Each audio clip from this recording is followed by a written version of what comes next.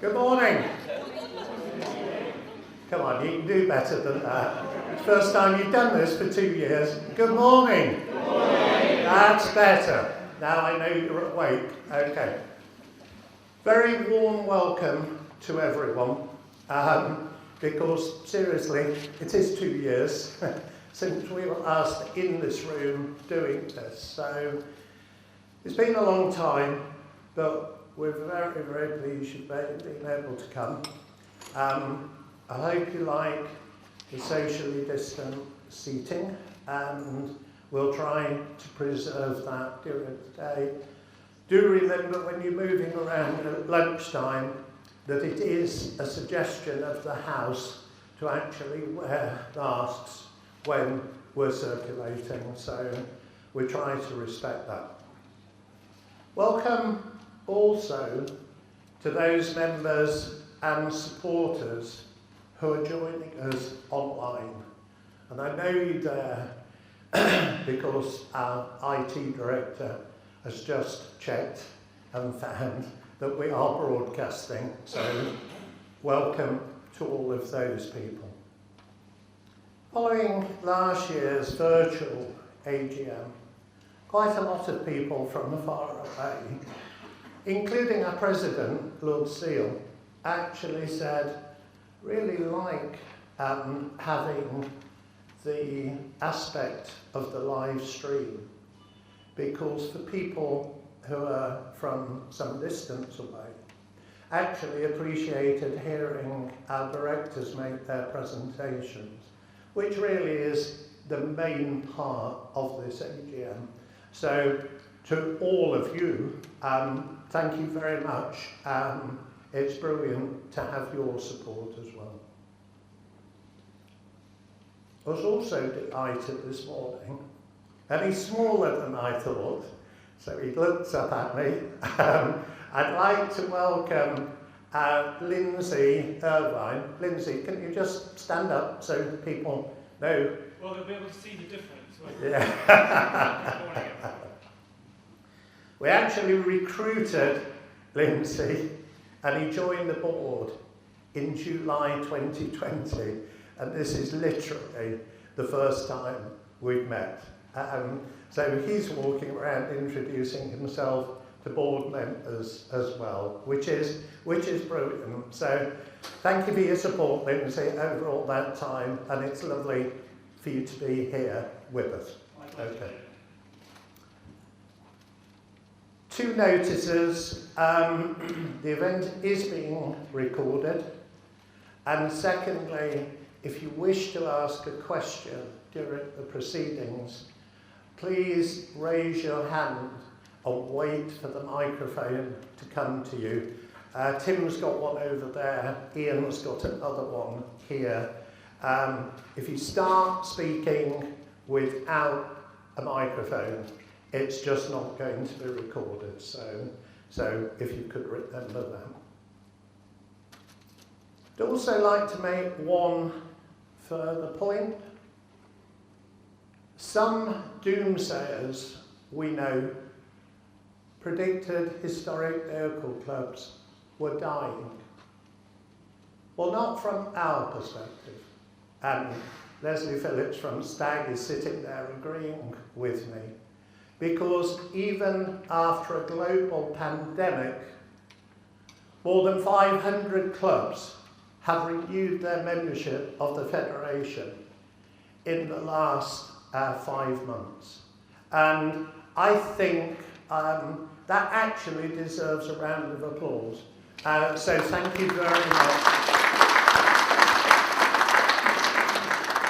It's important. We are determined. We will move forward from here. We're delighted to be joined by representatives from 2 of our commercial partners. I'd like to, and you do need to stand, gentlemen, I'd like to introduce Greg Knock and Paul Parry from Peter James Insurance. Morning. Morning, guys. And I'd also like to introduce from our newest commercial partner, Motul, Callum Goodland, who's the country manager for UK and Ireland, and a member of his team, Terry Smith, who's also sort of involved with TR Register, and many of you will know. So you're very, very welcome. In terms of housekeeping, there are no fire alarm tests scheduled today. So if there is an alarm, either it's the real thing or the electronics have gone wrong. But there are no tests intended today. In terms of fire exits, they're through those doors over there. You can go back the way you came into the facility, or the shortest exit from this room is actually that pair of doors over to my right, which if you go through those doors and turn right, you're just a few meters from the assembly point anyway. So that's the evacuation procedure. Timing, we're following the timing that we usually follow. So there'll be a lunch break following the AGM, and that's intentionally quite long to give you the opportunity to meet and talk to people, which I'm sure will be particularly popular today, or to go and have a look around the museum. The only thing you need to be able to walk around the museum is actually your badge that Emma's team gave to you when you came in. So you're a delegate to this conference, and that's sufficient. And the quickest way into the museum is out through those doors to the escalator and downstairs. Okay? We'll then start the conference at 2 o'clock promptly in this room, and I'll talk at the end of the AGM in terms of the presentations that are being made. So let's get on with the business. So I'm delighted to formally open the 22nd Annual General Meeting of the Federation of British Historic Vehicle Clubs Limited at, what time is it, Emma? 10:38. And Emma has confirmed to me that we are quorate, so we're fine to proceed with the meeting. In terms of voting rights, the voting rights according to our constitution are 1 vote per club or museum member, not per person. Our constitution does not permit individual or trade supporters to vote. And in terms of proxy votes, a total of 12 proxy votes have been received. Some people have already indicated their preferences and will be counted accordingly. Others have chosen that I, as chairman of the meeting, should represent them. So, morning Sandy, a doyen of the Morris Minor Owners Club, a little late, but you're very welcome, Sandy. Apologies for absence have been received from 28 people, and their names are listed on the 2 screens before you. And I think it's probably indicative of the times that people actually feel, some people still don't feel comfortable coming out, and we respect that view, but hopefully those people are watching online. I'd particularly like to mention 2 people who are named on those slides. The first, our Vice President, David Davis. David's had to surrender his driving licence recently, and I think his beloved Mercedes has been crushed as well. So Emma had quite a long chat with David the other day. He's feeling a little bit lonely. So those of you who know David, of course, you know, one of those names from the past, very, very much associated with the Vintage Motorcycle Club. So our thoughts are with David. The other person who's listed up there is former board member Tony Davis.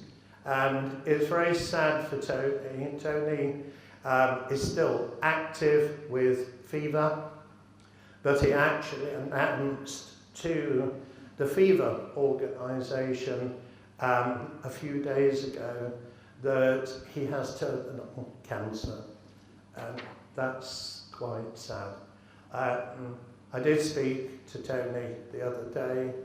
I spoke also to his wife Rose, and again, some of you who know him, he was starting 13 weeks of chemotherapy this week, so he wasn't looking forward to that, but just to have those thoughts with Tony as well.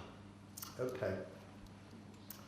So, we convene essentially for 4 items of business, as you see on the screen before you.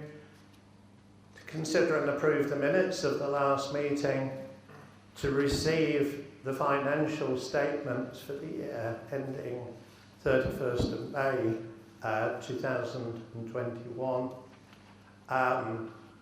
to re-elect those directors who by rotation have need to be re-elected, and then to receive the reports of all of the directors. So those are the 4 items of business. So we'll move on to the first item, which is to consider and approve the minutes of the annual general meeting held on Saturday the 26th of September, virtually, 2020 virtually, and as made available to members on our website in November 2020. Now I have a proposer for acceptance of the minutes, please.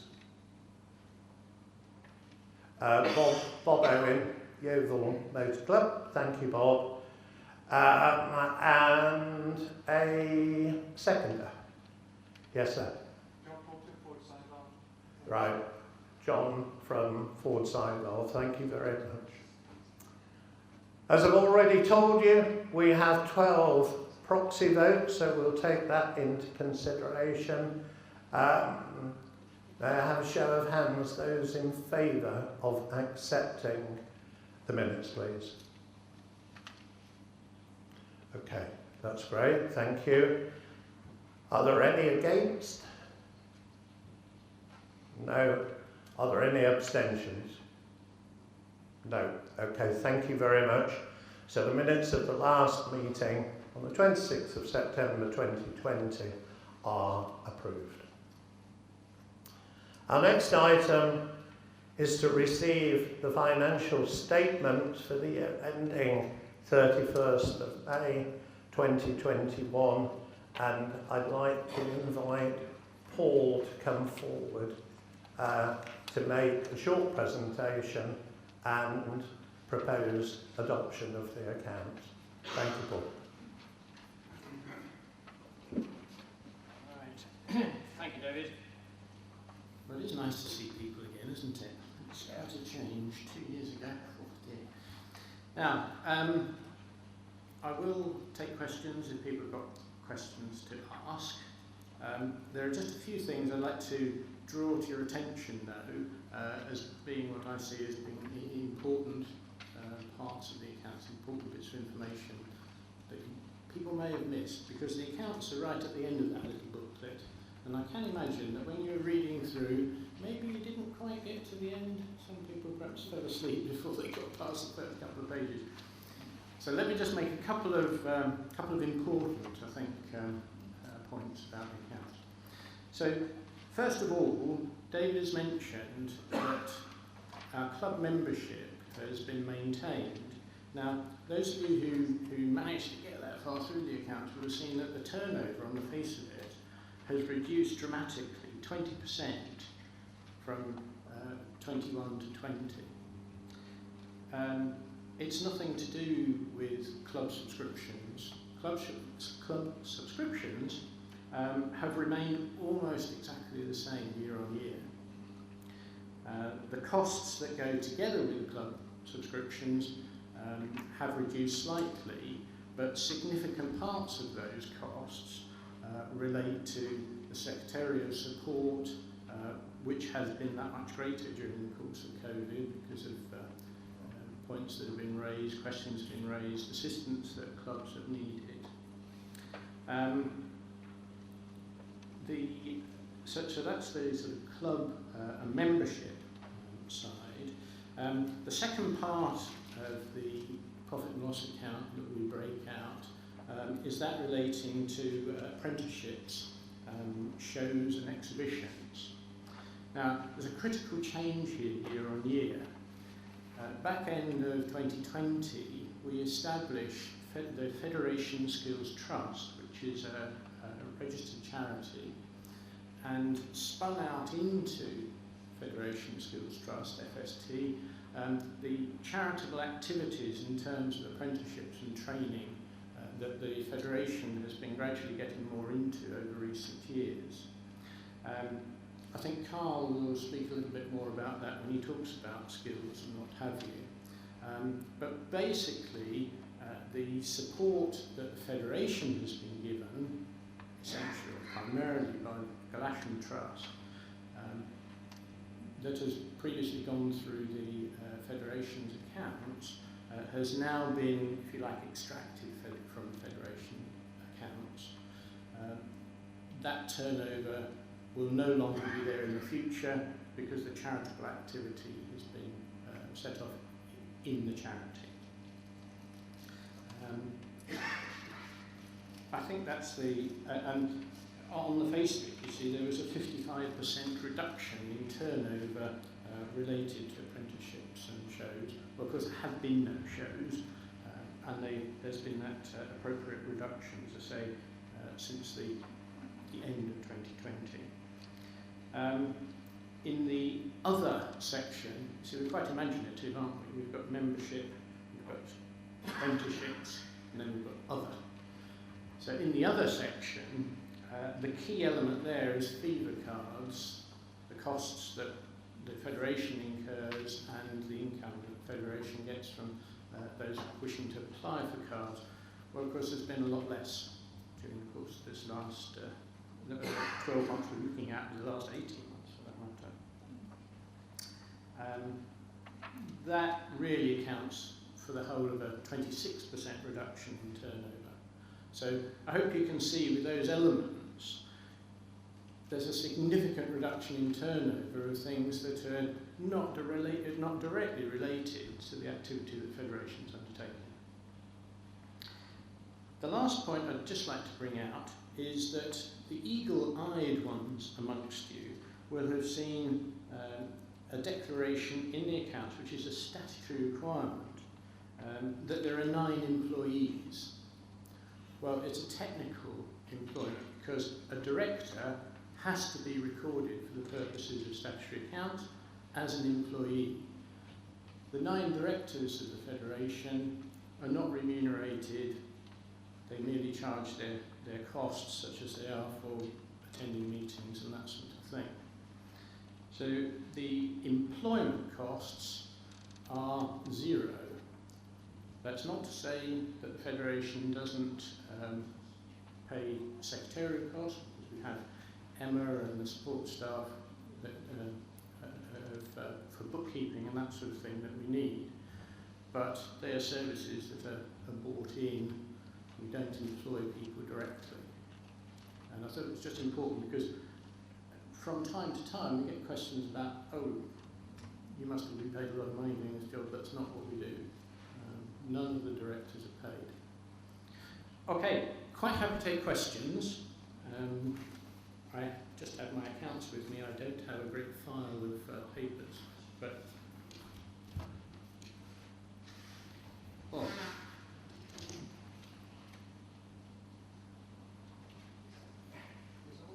Yeah, can you hear me? Right. I don't actually know whether this is a question for you, Paul, but If it's difficult, Bob, it won't be. change, right.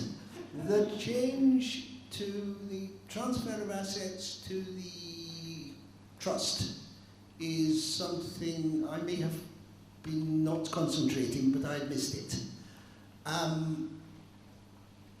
Is it, for the record, possible to let the members know who the trustees of this trust are? It is. Carl will deal with that. I'm sorry, I checked through Carl's report and I couldn't find a reference, but I'll shut up now, that's fine. Thank you. No. Carl's got it all under control in the last 2 or 3 minutes.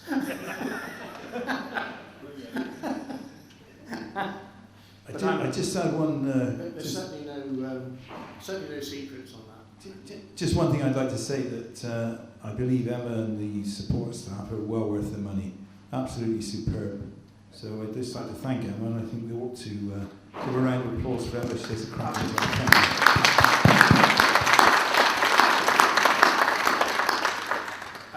I'd like to echo those thoughts. The board are very conscious of the fact that Emma works very hard for not only the Federation but all of our members, and I'd be very, very surprised to find any member who says, oh no, I haven't got much of a service out of Emma. That's not the way it works. Generally the comments are she goes above and beyond the immediate requirements. So no, it's, thank you for that, and I'm sure it's appreciated. Cool. Right. I saw a hand at the back of the room, sir. No? Oh, okay. Very good. Imagine that. So we now need a proposer and a seconder for... Well, proposed by Mike. Proposed by Mike. Past finance director of the Federation. When I heard you were coming, I thought you might volunteer for that. No difficult questions. That's good. Oh, what would you say? I'll attend. And a seconder, please. What you done in sorry. Did you get that? Okay. Get that? Yeah. Okay. We have some proxy votes, as David has said. All those in favour? I'm counting this one. I've got 2. Those against? Fortunately none. Any abstentions? I declare the motion carried. Excuse me, I almost missed out, didn't I? Our reporting accountants are Gander Toval of Southampton. They've done the job for us for the last few years, and it is our proposal that we would reappoint them unless any member has a particular objection, in which case we will be reappointing them for the next set of accounts. Okay? Very good. Well done. Thanks, Paul. Okay, so our next item is the election of directors. Now, nominations for directors to fill the posts of Skills Director, Research Director, Events and Technical Director and Communications Director were required by the 27th of August 2021, and I'm delighted, and if these gentlemen would stand please as we name them. Skills Director Carl Carter. Morning, everybody. And Carl is nominated by the Elvis Owner Club. Research Director, will let him stay. Oh, he won't stand up. Paul, who you've just seen, also nominated by the Elvis Owner Club. Events and Technical Director, Malcolm Grubb. Morning, everybody. Nominated by Boundless by CSA. What does CVG stand? Oh, Boundless by CSMA Classic Vehicle Group. It's obvious when you ask, but it wasn't immediately apparent, so we might as well ask. And finally, he's not here, so he can't stand out. Communications Director, who's standing for a second term, Wayne Scott, nominated by Jaguar Enthusiast Club. And I've got, because Wayne's not here, I'll actually make his presentation for him. So I will explain what he's doing and why he's not here at that point. There'll be no contested posts, and with your approval, which I seek just by a quick show of hands, please. Everyone okay? Yeah. I propose to re-elect the candidates en bloc. So we've got a proxy of 12 in favour. May I have a show of hands, please? Thank you. Anyone against? No. Any abstentions? No. So on behalf of the four candidates, thank you very much for your continued support, and I'm delighted to declare all four candidates elected. Okay, so we move on to our fourth and final item of business, and this is to receive the reports of the directors, and this is where I think there's a bit more value for money to find out what the Federation's been doing in the last 12 months. And I'd like to invite Lindsay, please, to come up and make the first presentation. Thank you, David. There you go. Ladies and gentlemen, a great pleasure to attend my first live AGM. In fact, David stole the lines I was going to make. Sorry. That he greeted me this morning with, as he said, "Oh, you're smaller than I was expecting." To which I should have replied, "Oh, I hoped you'd say I'm better looking than you were expecting." As I said in my first short address to the AGM last year as the brand new legislation director on a screen, I was very conscious that the legislative task is at the core of the Federation's business, and indeed to a large extent its raison d'etre. And during this first year in post, I've had the advantage of all the work done by my predecessors, and I'm happy to say one of them is here today, Bob Owen, over many years to tackle and to mitigate those threats that have emerged from draft legislation or government policy proposals that might restrict the freedoms on us to enjoy our interest, and for some, their passion. I've had more time to absorb the successful resistance to legislative threats of the past, those of 50 years ago, relating to roadworthiness, the wary eye that was paid on the effect of EU legislation on historic vehicles for all the years that we were within the European Union, and more recently, the successful campaigning to protect historic vehicles from some of the effects of environmental legislation. And you'll see from my report, and perhaps some of you will have done my report more justice than Paul's and not dozed off too quickly, you'll see that my focus has been on the enduring theme of the environmental and climate change initiatives. These will be very familiar to many who are here today, who will be aware of these initiatives come in a number of different guises, some of which I'll run through in a moment.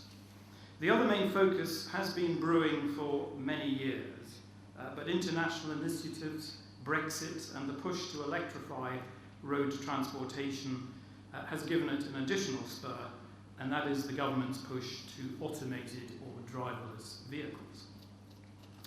So just a little bit more to build on what you've read there on the environmental threat geysers. And the clean air zones, the low emission zones, you'll have seen me and Bob and his predecessors write on this area for many years, spurred on by the 1995 Environmental Act and implemented by local authorities through the Transport Act. And thanks to his hard work and others, it's not been currently a major issue for historic vehicles, as local authorities are bound to follow the DEFRA principle that historic vehicles should invariably be exempt from restrictions or charge. But obviously we monitor that they are complying with that, including the impending expansion of the London ULEZ, ultra-low emission zone. And on behalf of our larger vehicle members, we've also focused on trying to win exemptions or concessions for younger, i.e. less than 40-year-old, larger vehicles in the zones which penalise them. And this is on the basis that, and I've learnt this in my 15 months as legislation director, that commercial vehicles have a shorter working life and go into preservation often earlier. And I'm happy to say that together with organisations representing that specialist community, we've had one or two successes, including the Greater Manchester Clean Air Zone, which is about to start. And here I shout out to the Isle of Wight Bus and Coach Museum and the National Association of Road Transport Museums for their part in winning concessions for 20-plus-year-old buses and coaches in the Portsmouth Clean Air Zone. But I mustn't overlook Scotland, where Bob and I come from. A combination of sterling efforts by him and the committee and political assistance from a leading MSP has led to an excellent outcome in the Transport Scotland Act and the subsidiary legislation, which I'm sure you've read about in the newspapers and hopefully in our newsletters as well. The low emissions zone exemptions for vehicles more than 30 years old, on the basis that Scottish zones will not be paid to pollute as in England, but will bar vehicles not meeting essentially Euro 4 to 6 standards, is an excellent result and will be dependent on the type of vehicle. So the new climate change issues for this year, the first, which you'll see in the report, is ICE 2030, the ending of the sale of petrol and diesel cars 5 years earlier than originally projected, and our monitoring of all the attendant issues that may cause for the sustainability of the historic vehicle community going forward. And then you can't have failed to miss last month the introduction of E10 fuel. Now I can tell you that as a lawyer I was pretty anxious to discover that fuel issues came under my area of responsibility, not something I got my eye on when I took over as the legislation director. And I have to say I couldn't have been more delighted to have been joined during my first year by a distinguished and proactive fuels expert, Nigel Elliott. Where's Nigel? Thanks, Nigel. Who will be speaking later in the day, as you'll see from the programme. His updated guidance on fuels and oils for historic vehicles on the Federation website not only dug me out of a considerable hole, but is class-leading. And his articles in the newsletter have put to bed some egregious myths. And I have to say, he's also taken time to reply in detail directly to some very worried correspondents about E10. Nigel's patience extending to advising on mitigating measures for a Ford Anglia engine fitted to a boat. His calm advice, based on many years of experience, has been in contrast to some of the hysteria that's been whipped up in the mainstream media. That's not to say I didn't have a go at advising on my own fuel issue this year.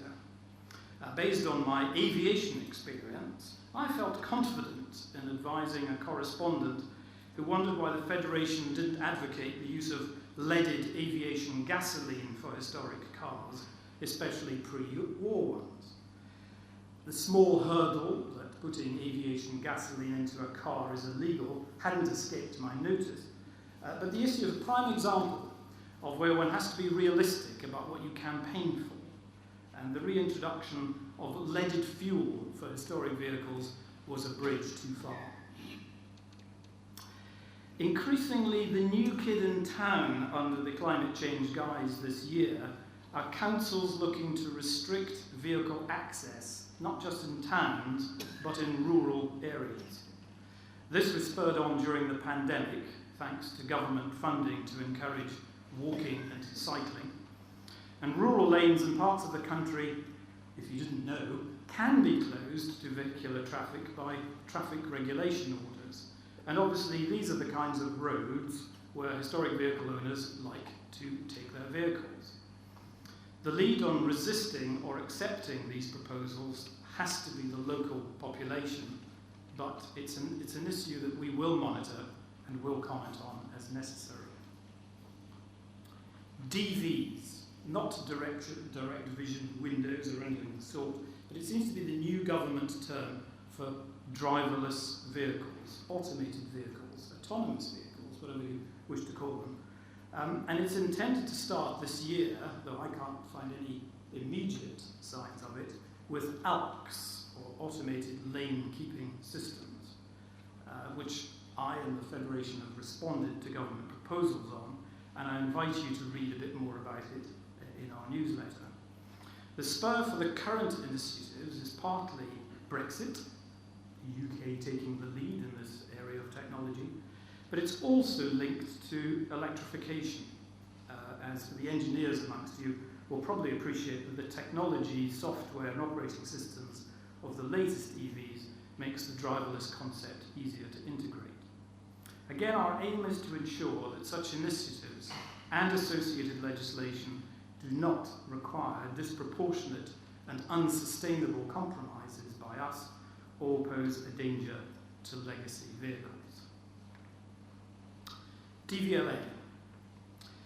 Well, as ever, you and I are indebted to our DVLA manager, Ian Edmonds, who's wandering around today with a microphone. Stand up, Ian, for everyone to see.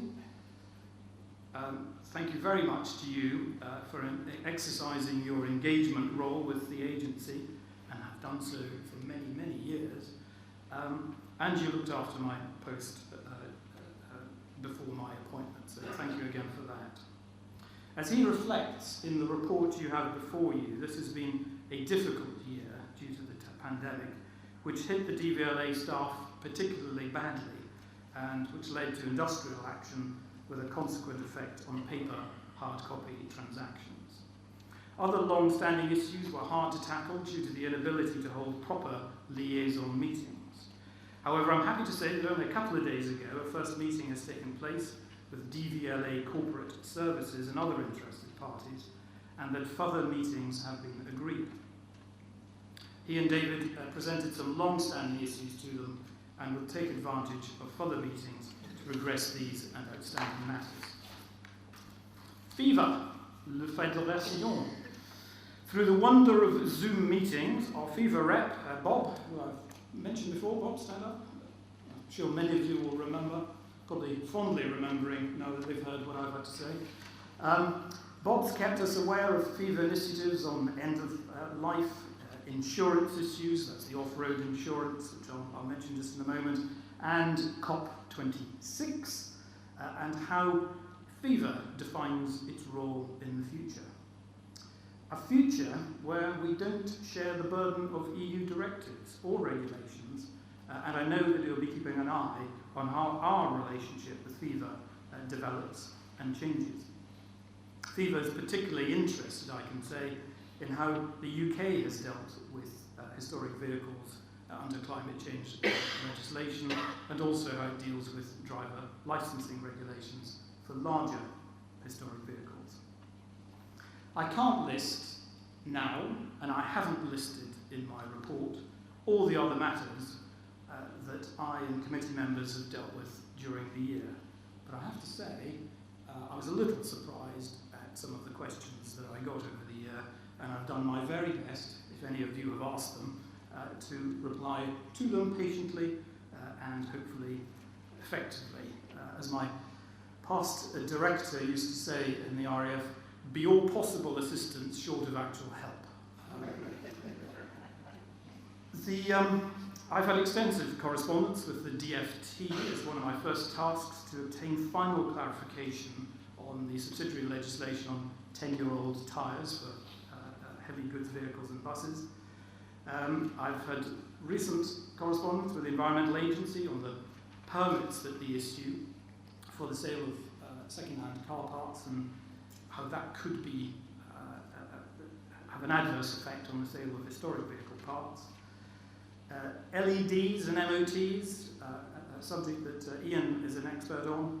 Car cruising injunctions, highway code changes, the NUC, which relates back to that insurance matter I mentioned a few minutes ago, which is the European Court of Justice case requiring vehicles to have insurance for off-road activities and the effect on the UK. But I urge you to dip into my column in the newsletter for more details on them. So finally, looking ahead. Well, the major strategic issues that I've just mentioned, they're clearly going to endure for the rest of my tenure, but I've stressed in my report, and do so again, that change is inevitable. There's no one action or legislative measure that's being developed within government, as far as I'm aware, which is either intended or will have the effect of taking historical vehicles off the road. The corollary is that we shouldn't kid ourselves that there's one simplistic legal step we can take, like a squirt of bleach, that will eradicate 99% of legislative threats. Change is incremental, and mitigating measures may not be immediate, and they often involve a hard slog and patience. And for that hard slog and for their patience, I thank my legislation committee, some of whom are here today, who, with the assistance of Emma, has been mentioned already, our valiant secretary, scan the horizon for problems. And I thank members like yourselves who let us know of things arising in their areas or involving their vehicles. Can't solve them all at once, but we'll do our very best to deal with them. Thank you very much.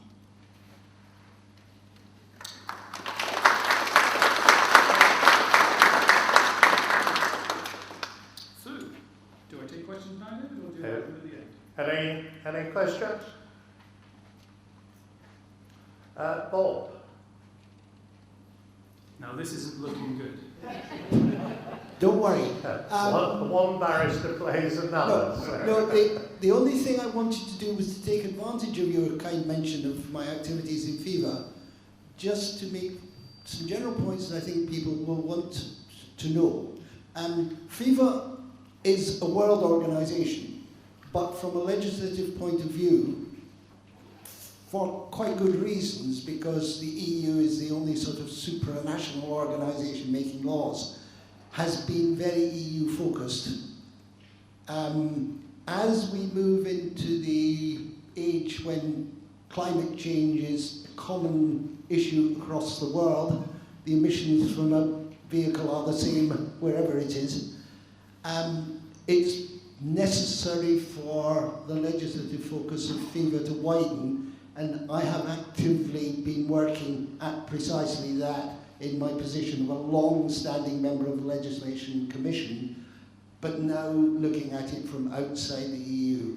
I hope I'll be able to progress that. You won't have seen much, if anybody who keeps in touch with FIFA won't have seen much yet, but it will gradually start to show. Again, anybody who looks at FIFA position papers will see them gradually change to not to be EU focused, but to be world focused. Thanks, Paul. Thank you, Bob. And gentlemen, just while the microphone goes there, as a past senior vice president of FIFA, I beat up FIFA over quite a long period of time about its EU centricity versus global focus. And as Bob knows, I'm particularly supportive of the fact to see the change in focus within FIBA. This is most important. So, Mr. Broad. Yes, my name's John Broad. I normally represent the Vintage Aircraft Club, but I'm here as an individual supporter for FBHVC, and also reminding people that, of course, the National Transport Trust, of which the FBHVC is a member, looks towards trying to deal with government issues at a different level, particularly on things like fuels, as was mentioned. One thing I wanted to actually mention was you were talking about electric vehicles, and of course we have to remember that the first vehicles were in fact electric in 1800 and something. So the history of electric vehicles goes back a long way, and in fact the first speed record was held by an electric vehicle at 60 miles an hour. So looking to the future of the FBHVC, we must make sure that we don't try and eliminate electric vehicles, because they are in fact going to become, because of the rolling 30 or 40 year analysis for a vintage or historic vehicle, they will become historic. So some of the vehicles from 5 or 10 years ago, in about 20 years time, 25 years time, will become historic and become part of the FBHVC remit. It's just an interesting thought that history doesn't stand still. Thank you, John. No, as I said, change is inevitable. I thought for a moment you were going to ask me something about aeroplanes. I would have been delighted. Right, all done? Thank you very much. Lindsay. Thank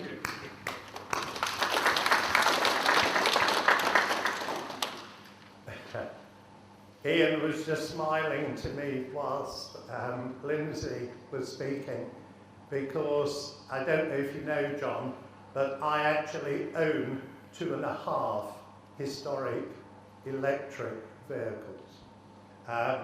One was on our stand at the NEC 2 years ago. Another one, well, 1.5, sorry, I correct myself, 1.5 were on our stand 2 years ago. The other one will be there this year.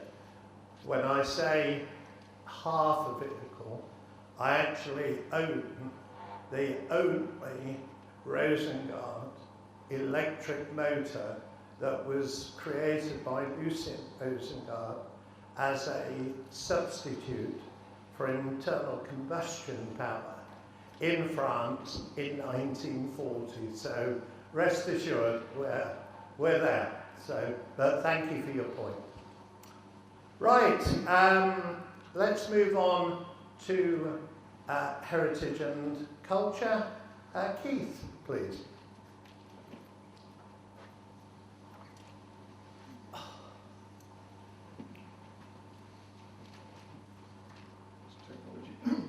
Technology works. It does. Just press it on. Wait for it. Wow, look at that. Right. Good morning, everyone. Keith Gibbons, Heritage and Culture. As many of you know, Ken has been with us for 14 plus years doing Drive It Day, Ken Curry. That's he and I at Silverstone with the Morris Miners.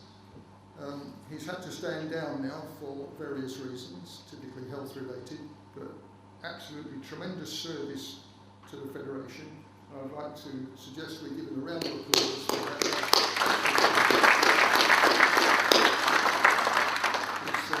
His record was really good. He did one of the largest events that we've had for Drive It Day, some 400 plus vehicles at Cork Abbey a few years ago. One of the things you might not know, well, anyone want to guess where that was? Where that is? That location. Silverstone, yeah, with the Vintage Sports Car Club. The Vintage Sports Car Club were generous in giving us some tickets a couple of years ago at Silverstone. You know, Ken's career could have gone in a different direction. There was a racing motorcyclist, Bob Anderson, who became an independent Formula 1 driver. And in 1967, Ken was going to be the team manager for the team in 1968.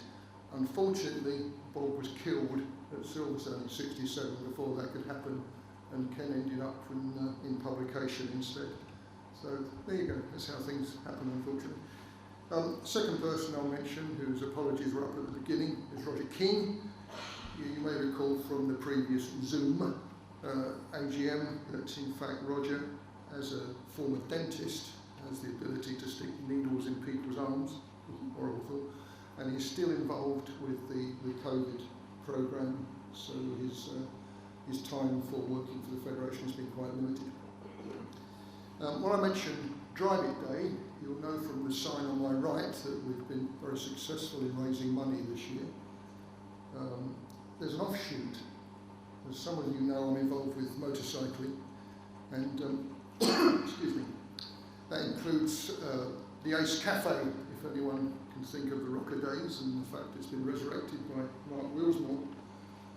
Mark has picked up on that, and he's going to introduce a Ride It Day to again raise more money for the same charity, who incidentally also have Carl Fogarty, another racing motorcyclist, as their special ambassador. On to the next. Technology, wonderful. Lobbying is something, frankly, we should all be doing at the moment.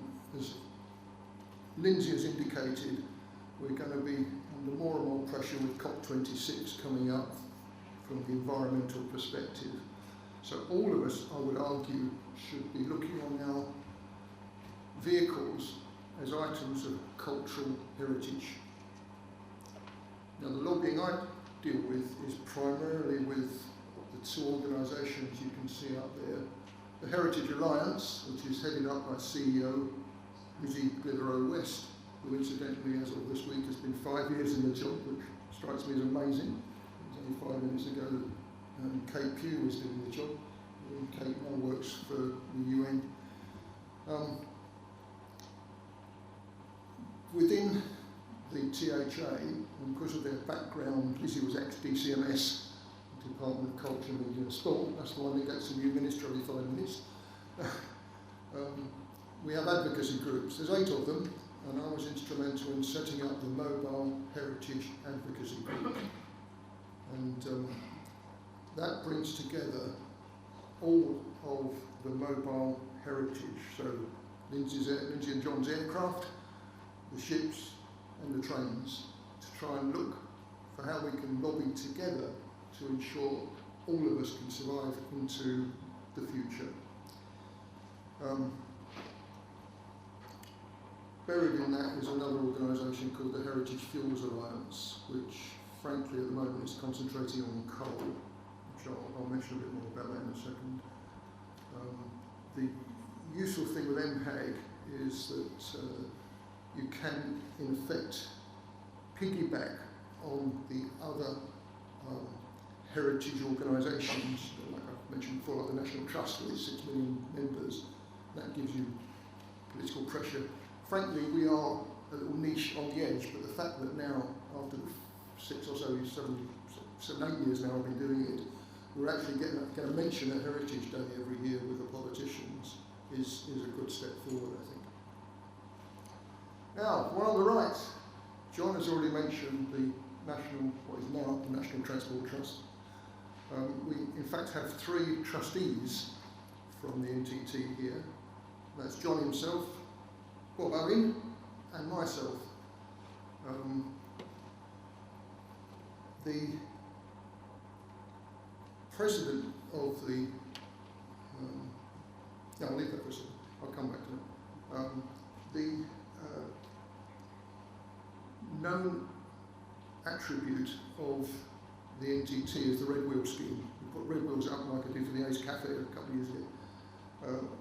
On top of that, we make awards for preservationists, and the awards will in fact take place in a week and a half's time, and they'll be given by our new patron, Princess Royal Princess Anne, and I've been involved with 2 people who will be receiving awards.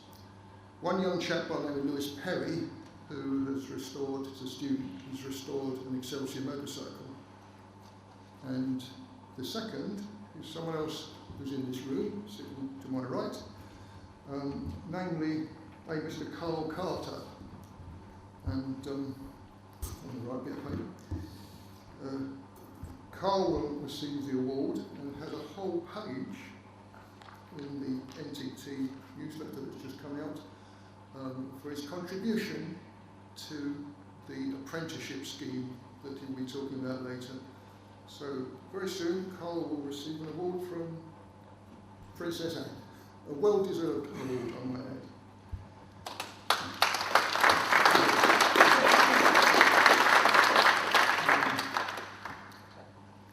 I will mention one other thing, though it's not formally been released yet. When we're talking about environment and we talk about red wheels,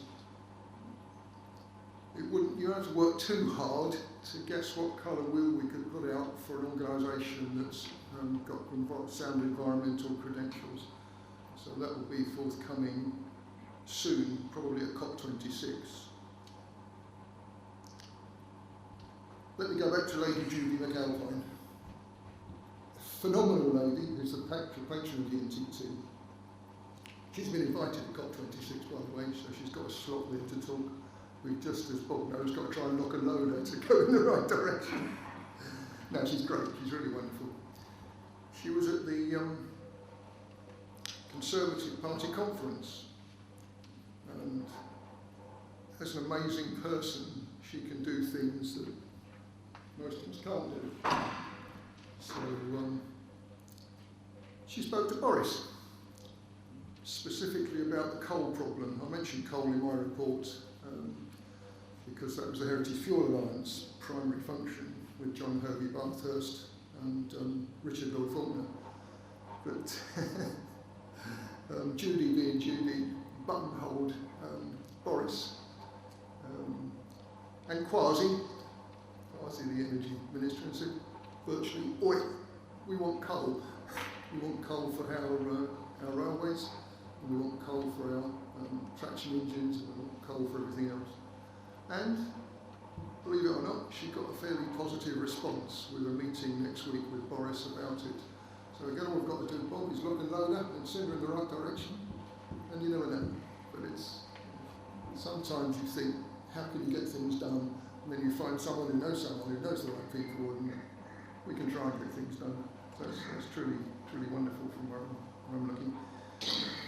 On COP26, and this is one of the reasons why three of us spent quite a bit of time at the Henley Traditional Boat Festival, which Lady Judy runs every year at Henley.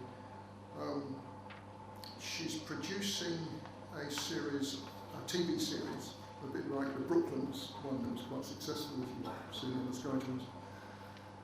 It's going to be produced by Ed China, if we'll remember Ed China from Wheeler Dealers. It's quite remarkable when I get in the same room, because Ed, as you know, is sort of 7 foot tall and Judy's sort of 4'6", and they're a large show. But he's producing a TV series, and one of the things I wanted to push for was having a short 3-minute video that we could release at COP26 and possibly show on the Dundee Museum of Transport location. And that looks like it could be happening along with the announcement of the environmental awards that the NTT are going to be making happen. And the other link in for our lobbying is there's a global organisation called the Cultural Heritage Networks, AGM, of which the NTT are a formal paid member, and we try and work through that as well to wave the flag for mobile heritage. Right, let me move on.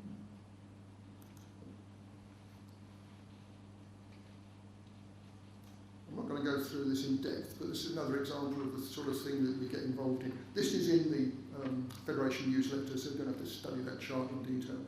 But this is the problem that DCMS have. Because there's so many intangibles in heritage, in culture, how do you get an entry into the Treasury Green Book? At the end of the day, that bottom line has a big impact on what you can do. And what what together with Historic England they are trying to achieve is to get a form of measurement that can get and enhance their entries into the Green Book. And I have done 2 Zooms, one with the AG folk and one with the DCMS people. And this is where the work that Paul does on research is absolutely invaluable. It means we can point at real figures and say this, this and this, and have concrete facts that are important when you're trying to do the numbers, as we know. So well done, Paul, again, for all the research work that you do.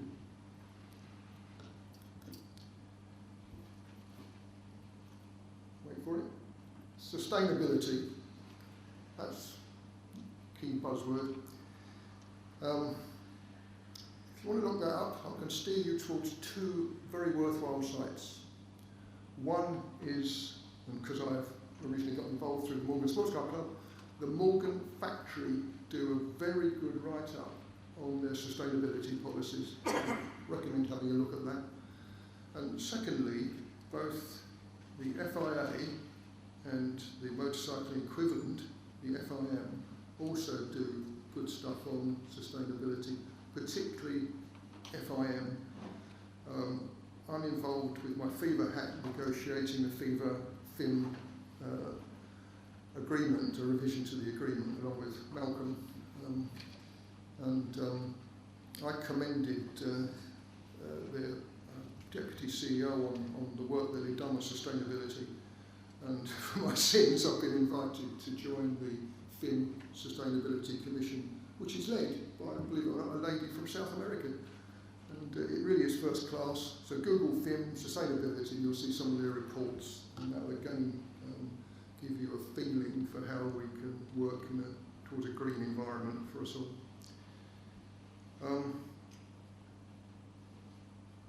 The other one I always push, we should commit in principle to all of the UN Sustainable Development Goals. But if you look at number 3, health and well-being, my argument, as I lay underneath the motorcycle with oil dripping on me, that I'm doing this for my own good. I enjoy doing it, therefore it's healthy for me. So push SDG 3. It's, along with cultural heritage, health and well-being are ones we should be pushing to say that's why we should continue to use our historic vehicles in the 21st century and beyond. I mentioned FIVA. I've got 3 hats in FIVA. I'm on the Culture and Youth Commission, as it's now called, formerly the Culture Commission. That presents, amongst other things, cultural awards, which we'll be announcing soon. Again, as David mentioned earlier, and Bob, there's always a tendency in FIVA, because of its history, for it to be focused on Europe. The cultural awards, we've managed to spread a little bit further. Previously, we've given one out to a South American country. This year, we'll be giving one to a Middle East country. So we do try and spread things around a little bit wider. There's also a youth group.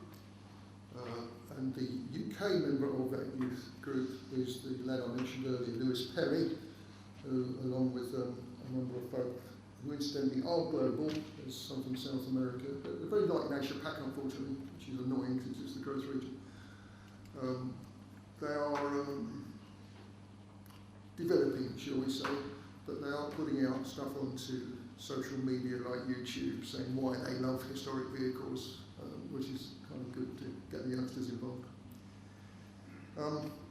Second hat is for my sins. I was approached at the beginning of last year to stand to be chairman of the Motorcycle Commission, and I got voted in at the end of last year. We've had a couple of meetings face-to-face as well as the monthly Zooms. And as of last weekend, we held our big rally, or event I should call it, now in Greece. So I'm, relatively speaking, fresh back from Greece and riding around the roads of Greece, which was, to me, a throwback to the 1960s, if you can remember that far, when people used to leap on Nortons and Triumphs and BSAs without crash helmets and rocket around the place. Well, in theory, there's a helmet law in Greece, but at times I didn't notice it, and they were really herring them out, so a bit of history. But a good event, and I enjoyed it, and we'll be pushing for more. We have also what we call Motorcycle Week. We'll be sending out badges to anyone who wants to promote motorcycling and historic motorcycling. And in return, we ask for reports of their specific events, and that's gone pretty global again this year. I've shifted it slightly rather than making one specific week, because that doesn't always work with everyone around the world, to make it a wider period of time. So you just apply, and we'll send you the badges. And as an aside, we got one from Russia, believe it or not, and for COVID reasons it never took place. The interesting thing there was they claimed they had the first motorcycle racing event back in the days of the Tsar. So it's amazing what pops out. All right. Last item on there is the strategy group. Again, for my sins, I volunteered to get involved with the FEBA strategy group to look how we're going to work in the 21st century. And I won't go through all the detail, but the top 3 recommendations were: number 1, cultural heritage. Didn't like that one. Number 2, youth. Need to do more to involve youth. At least get markers in for younger people to say, even if they can't afford a historic vehicle now, at some point in the future, as things settle down and money becomes easier or whatever, they can buy themselves back in again. Plant the seed is the thought.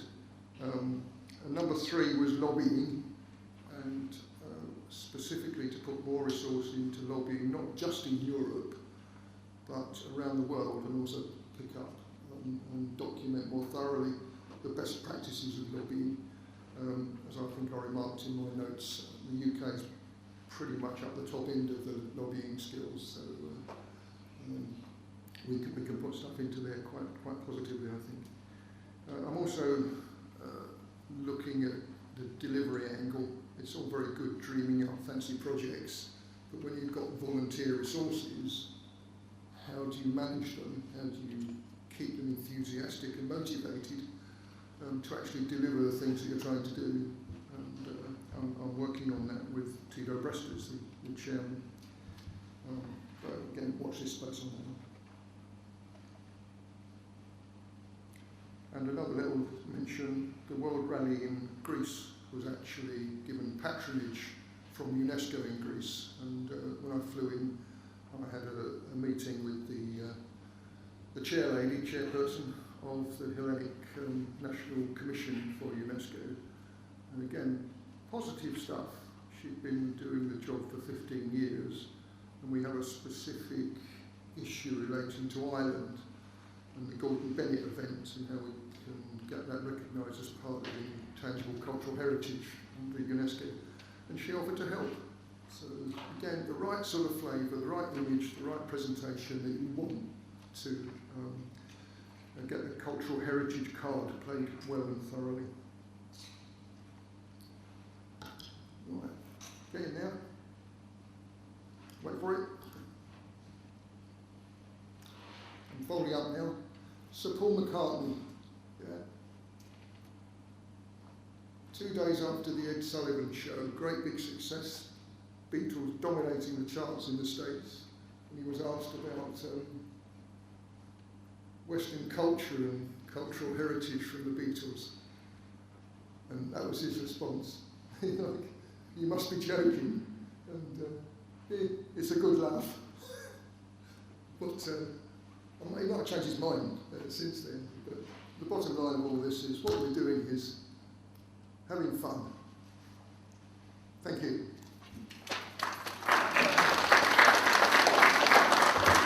Thank you, Keith. Any questions to Keith? Yes, just one, Ian.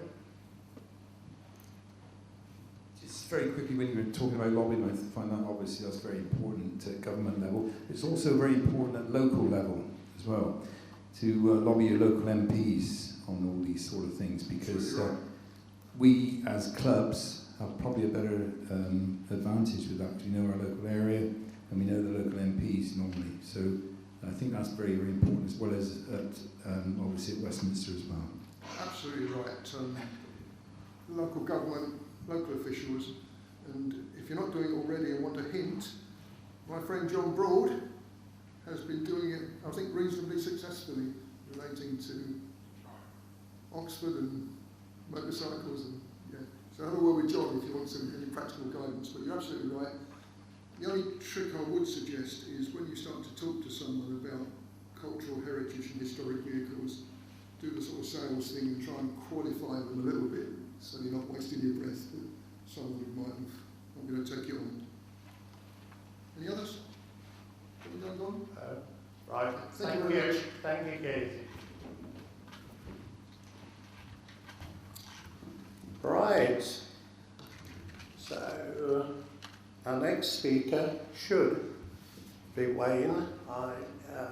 I mentioned his apologies earlier, and he's currently taking part in a postponed historic vehicle rally across the Pyrenees, and they selected these few days for that event, so that brought the clash. But he's in a 1972 TR6, and as he says, spreading the word, promoting the movement, and of course exercising the freedoms that FBHVC and our European counterparts have achieved for all of us to use historic vehicles unhindered. And I think that's something that we all relate to. In the conference booklet, you've seen Wayne's report, and basically he's asked me to focus on two things. The first relates to Drive It Day, both Drive It Day 2021 and Drive It Day 2022. And for those of you, I'm sure there's a slide here somewhere, that one over there. We launched our charity partnership with Childline last year in the middle of a pandemic, and we weren't sure how well it would be received. But actually, the success was phenomenal, to the extent that net of all costs, we were able to donate £40,310 to Childline a few months ago.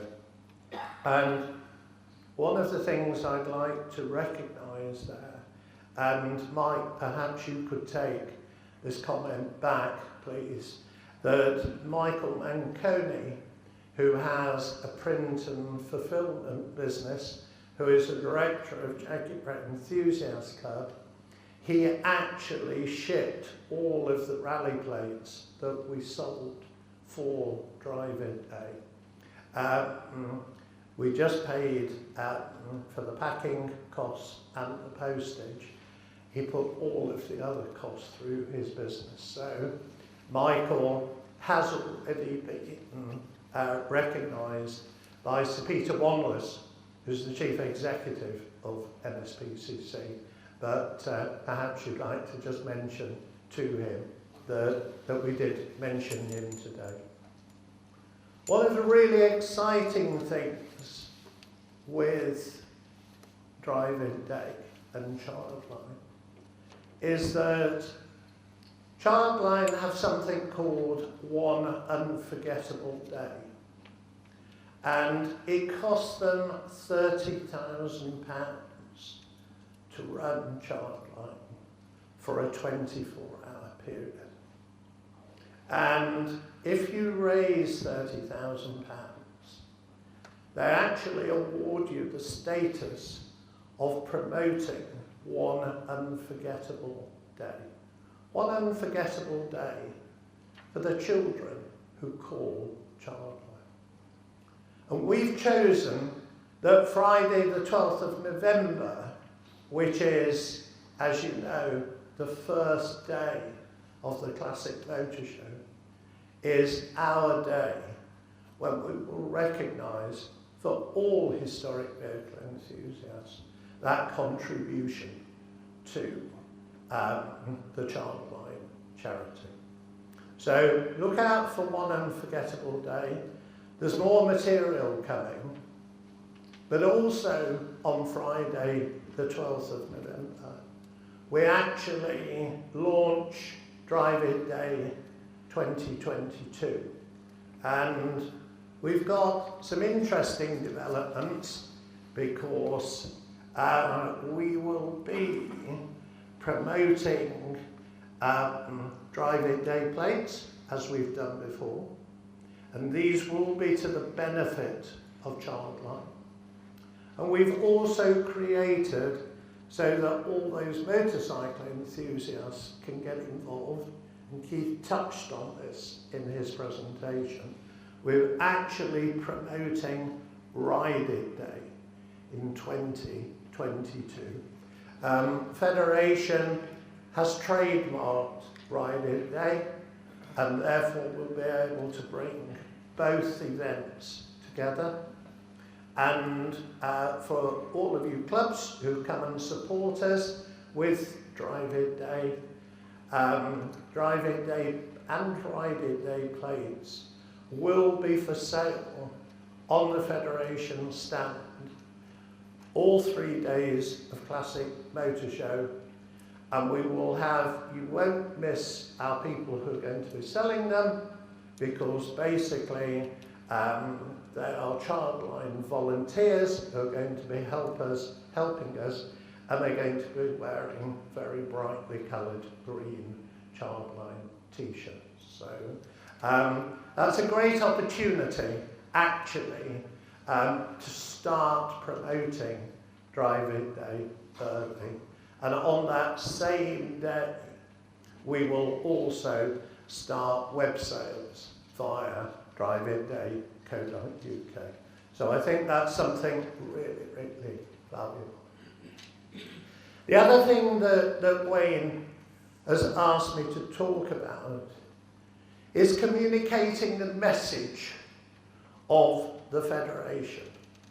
Some clubs do this brilliantly by allocating a page of their newsletter to the activities of the Federation, and all the material that's actually in FBHVC News is available for clubs copyright free to print. All that we ask are 2 conditions. Number 1, you reproduce articles in full, and number 2, that you credit the Federation with the copy. This is really, really important. You know, I'm a member of Mini Moat Club, and it's almost surreal actually, because when Emma actually sends out a press release, I can guarantee within 2 hours of the press release coming out that I get it back, I get it fed back to me by Mini Moat Club.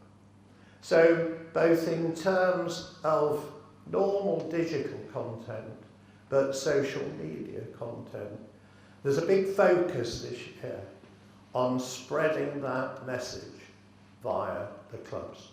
So if you could give that your attention, Wayne and we would be very, very grateful.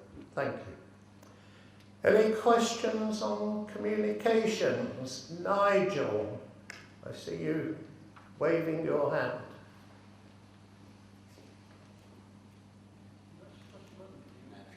It's on, Mike. Yeah. All I would say with the putting items in a club magazine, it would be handy if it's like a bite-sized chunk, shall we say. I mean, we've got a 32-page magazine. Yep. And if one of your articles runs to about, 3 or 4 pages, that's too large a chunk to go in. Okay. In this particular edition, I made an exception that with the fuel release on the 2nd of September, that's gone to 2 1/4 pages. So that is quite an exception out of the 32-page magazine, but certainly something in a bite-sized chunk which you can put in. Okay, no, that's a really good point, Nigel. Thank you very much. I've got a gentleman 3 rows back who was nodding in agreement with you as spoke. So great feedback. We'll take that back, Emma, to the next meeting. Thank you. Anyone else? No? Yes, sir. Tim.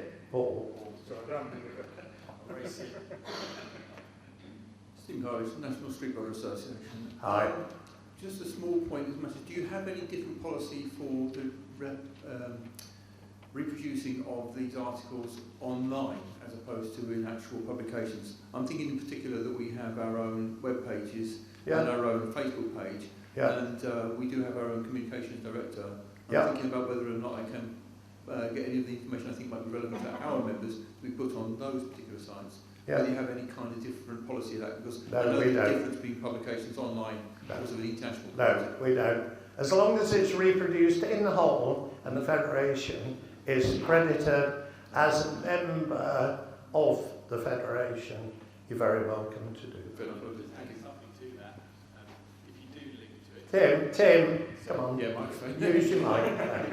If you do publish it online, please add a link back to the website. It's going to be in my talk as well, but every time you link back to the FBHPC website, it helps boost the credibility of the site, so that would be great, most appreciated. Okay, all done. Great feedback, both of those points. We'll do something about that. Okay, thank you very much. Right, Mr. Carter.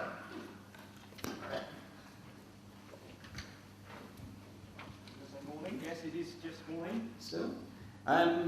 Okay, what I'll do is I'll cover the skills side, but I'll also cover, as we said before to Bob, we'll cover the Federation Skills Trust. The other thing I probably should say is that it's fantastic to win the award, and thank you for those that put my name forward for that. It was quite a surprise. Having just moved houses, I've now got to find the box that's got my ties in it. But anyway, I'll have to find out fairly quickly. So let's start with the apprentices. I've covered the majority of this in my report, but I think things are changing quite significantly around what we're doing now, and it's worth probably mentioning. So the update really is that we've got 3 workshops now operating the apprenticeship scheme, all run by Heritage Skills Academy. We've got 2 workshops at Vista Heritage. One of those was going to be doing coach work. The other one continues to do mechanical. It looks like the coach work one will probably now do mechanical because the new one on the block is Brooklands. And that's been a fantastic opportunity for Heritage Skills Academy to have a real focus on coach work. And it's a fantastic facility. It's been backed by the Brooklands team there, particularly Tamily, who's the chief exec, and that's taken off. And I think it's been quite interesting now we've got into coach work, because the problem we were having is that it's not difficult to deliver the mechanical. It's a fairly well-known course. It was a course, City and Guilds always had it, of course, and therefore it's sort of come through as it was always taught. Coach work is different, and I think what we're finding now is there's a lot of interest in coach work that we weren't anticipating, but not necessarily in the sort of things that you may have in this room. It's coach work for traders.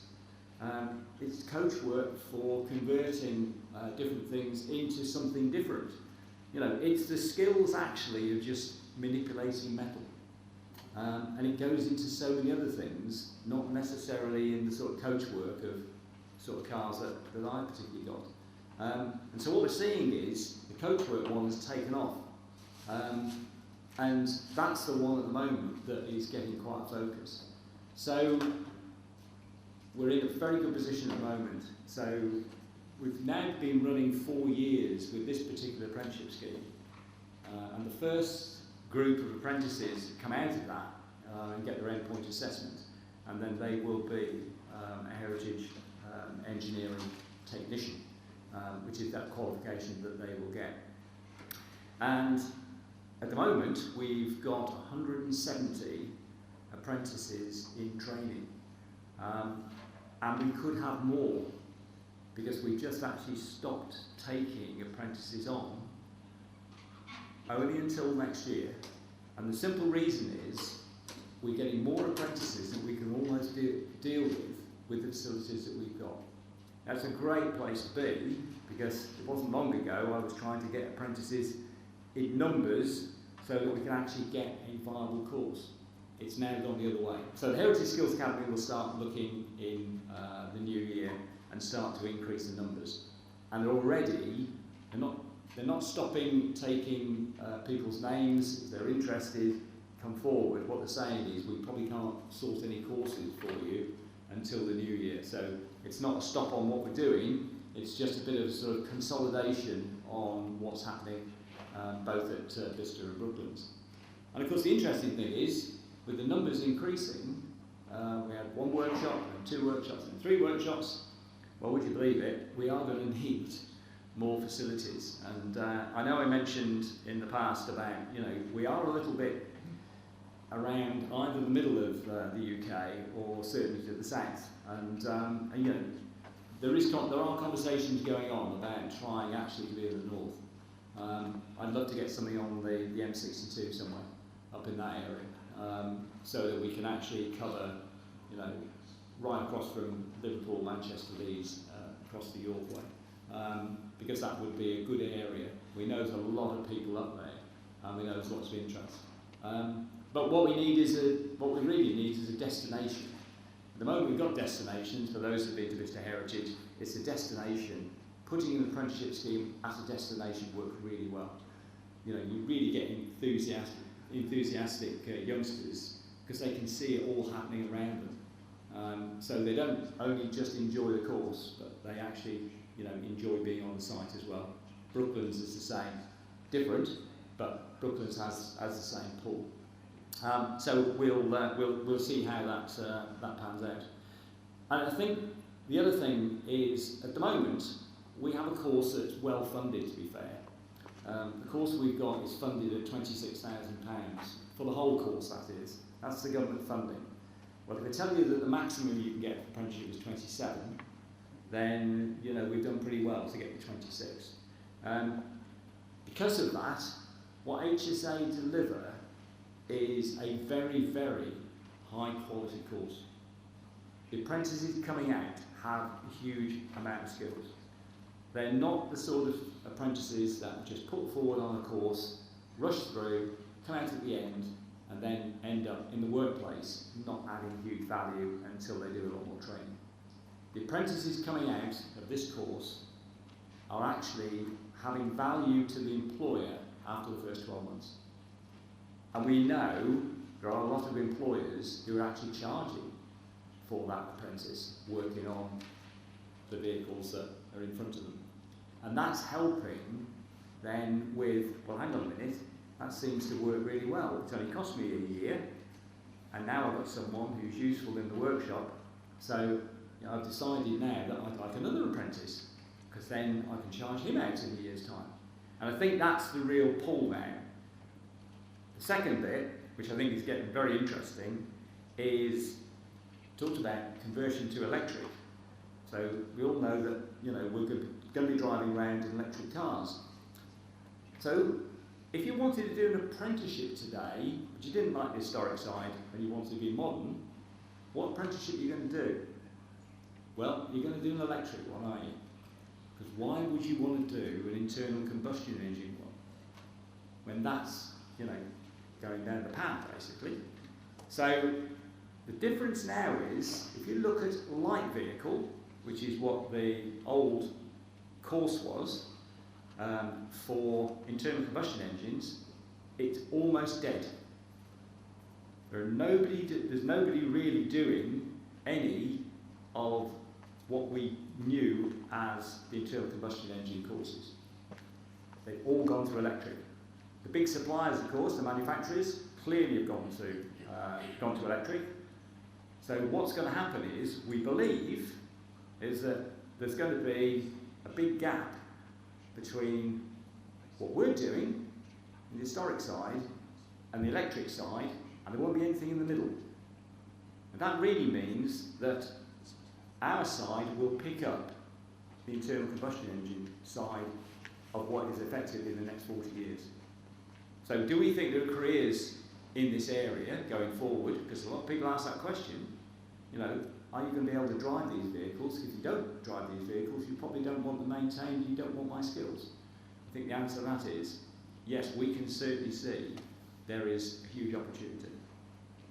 Okay, so I think I've covered the apprenticeship scheme. It's going extremely well. I think it will continue to do so.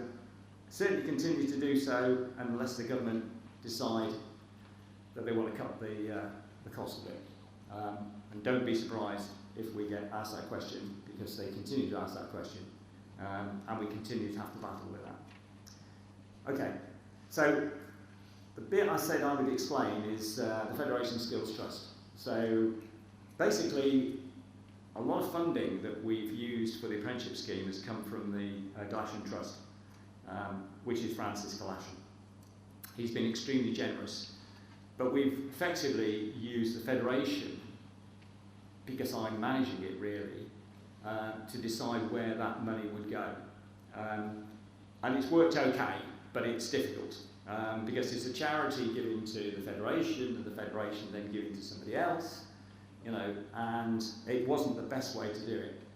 So what we looked at is, should we actually have a charity that's set up that will not just take any donation from Francis or anybody else like Cambridge and County Bank? Should we have a separate organisation that doesn't have to trade through FBHVC?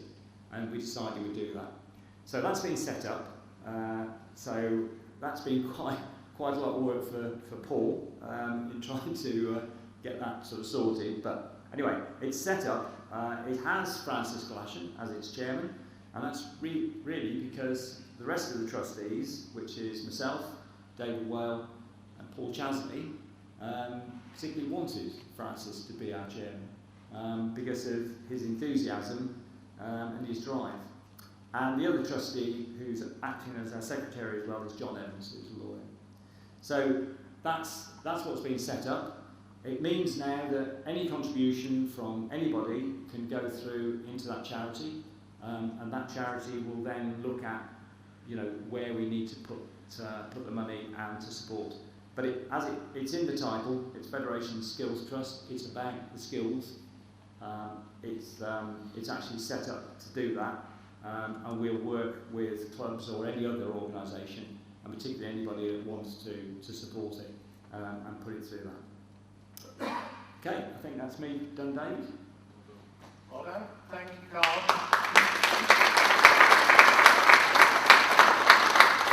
Mr. Owen, I'm glad you come to ask all the questions.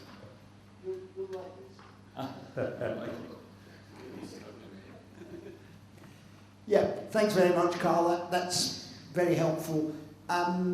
It might have sounded from my first question as if in some way I was critical, and I wasn't. I think it's an excellent idea to do that.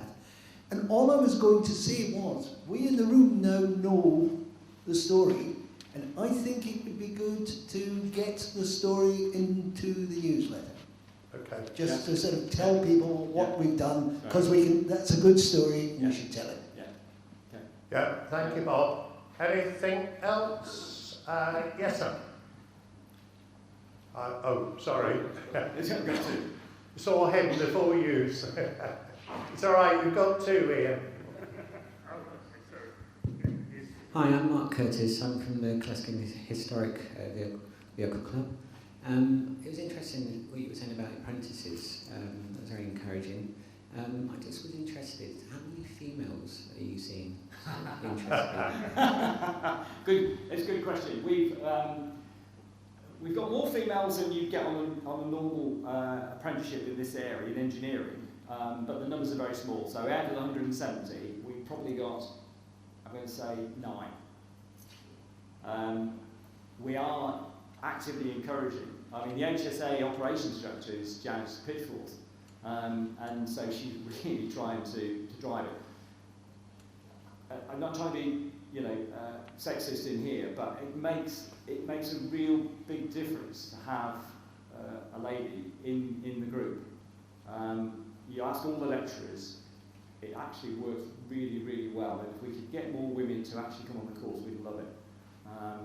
They really enjoy it, and so from that point of view, we're really trying to encourage more females to come forward. It is a really good course for them, and they're very welcome on the course. Thank you. Over here, centre aisle here. Oh, well done, Kurt. John Porter, Broadside Bar, Burlington. Just going back to internal combustion in the future, I saw a very good interview with, I suppose, the boss of JCB, and they tried out all the electrical variations on their equipment and found it wanting. So they've actually developed their own engines to run on hydrogen gas. Yes. So I would imagine that other heavy equipment may well stay that way, and there will obviously be a need for internal combustion engineers.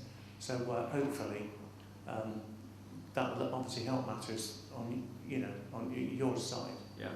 Yeah. Okay. Yeah, could well do. Yeah, hydrogen's an interesting option.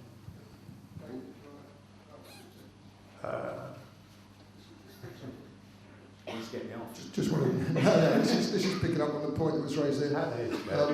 What I wanted to mention was diversity. I forgot to touch on it when I was talking about China earlier on. One of the things Ed said, that the company who will sell the TV series 2 for the National Transport Trust specifically said, please do not make it all, mature white men. Please make it diverse. And actually, because partly to my contacts with the Ace Cafe and 59 Club again, I was able to move very quickly on that. And so we've got a Japanese lady who actually rides moved over from Japan, who rides British motorcycles, who would be excellent for that. And of course, the Brent area has got all sorts of multicoloured folk involved with the Ace. But diversity is an important point that we shouldn't forget. Okay, thank you, Keith. All done? Yeah, well done. Thank you, Carl.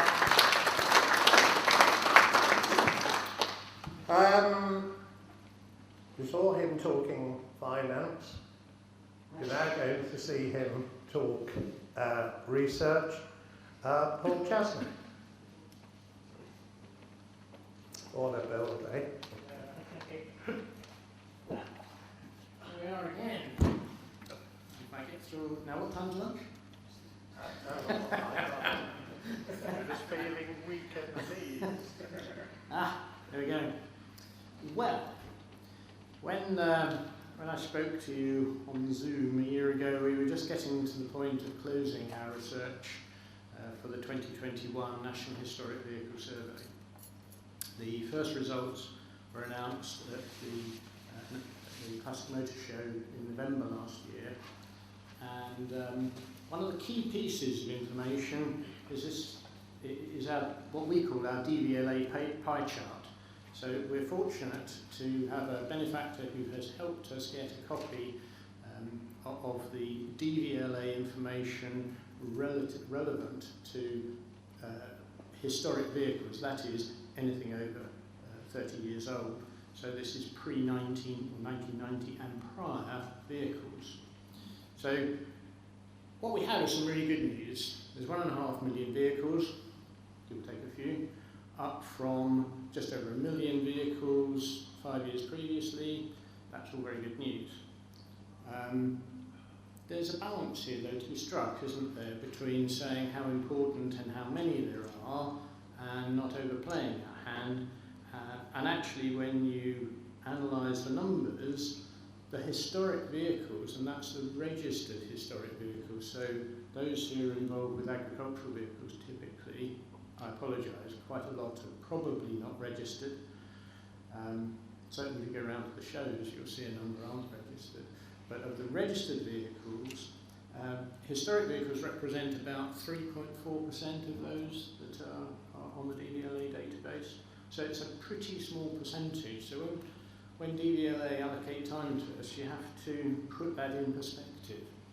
Now, when it then comes to, so what problems are you causing with your emissions, these dirty old vehicles and all that sort of thing, just bear in mind, coming out of the research that we have published, and all the information I'm talking about now has been published.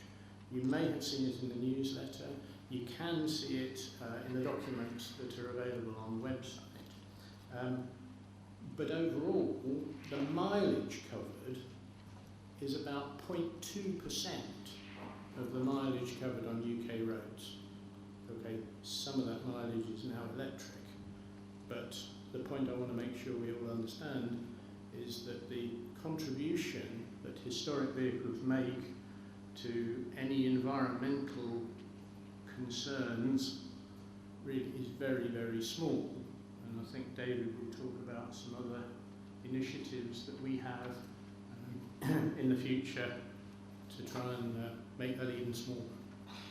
So, for those of you who really think this is wonderful, like I do, but they're not really, for those of you who really think this is wonderful, I have some A2 copies of this at a mere £10 a time. They look really good, mounted on your garage wall. And it'll be valid for another, 4 years now until we do the next one.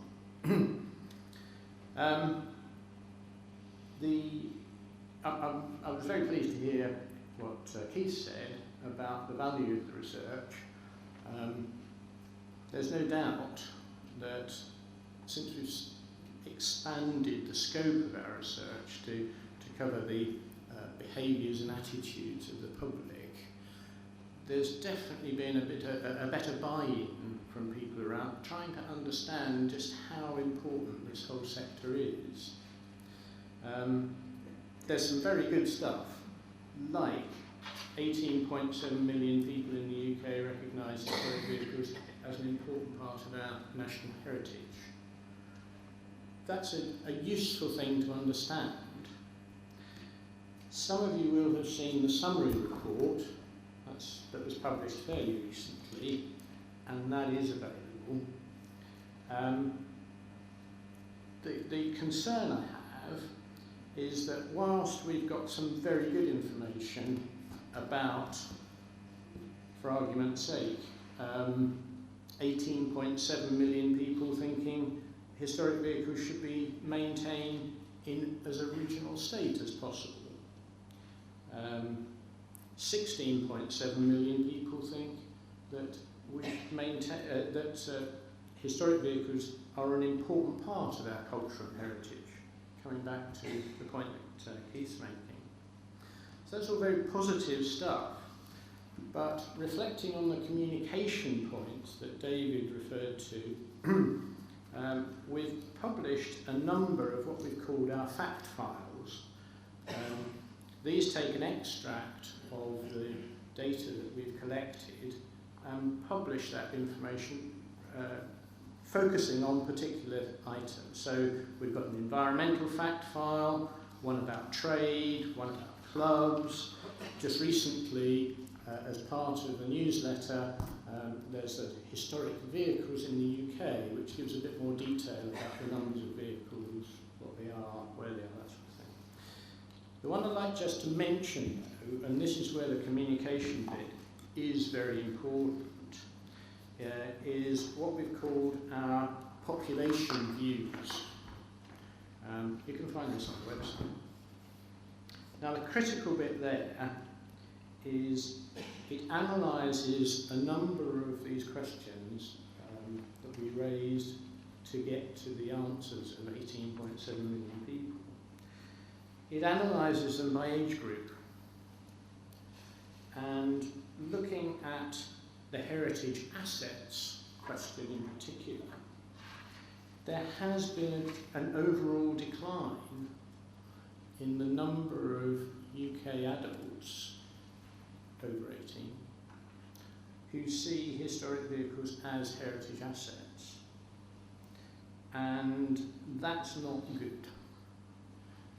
We, as members of the clubs, members of the historic vehicle community, need to get on and do more about getting the message out about how important our vehicles are, that it's not a rich man's game. There are a lot of vehicles out there that are not £100,000 cars, £50,000 motorbikes, £100,000 buses and coaches. It's an everyday hobby for a lot of people. The most worrying thing about this is the fact that the 16 to 24-year-olds are in the greatest rate of decline in terms of appreciation. So when we did the 2016 study and we first approached this attitudes of people, 30% of that age group, 16 to 24, were saying, yes, we recognise historic vehicles as heritage assets important. When we did it most recently, that figure was barely half, 16%. We may say, well, never mind, they're only youngsters, we don't need to worry about them. But actually, they're only youngsters today, but tomorrow, and a year or two's time, they will be the legislators. They're the people that Lindsay will be trying to convince that you should not be trying to get these vehicles off the road. They are important heritage assets. We're not damaging the environment. Stop messing. Concentrate on everyday transport and the messy stuff that's going on there. Do not mess with old vehicles. So, that's the lesson for today. We don't have another major study planned for another 4 years now, but 5 years' time. There will be, during the course of the next year or two, quite a lot of small studies, I think, coming up, because there's a lot of detail that we need to fill in. I mean, for example, let's just do a quick straw poll now.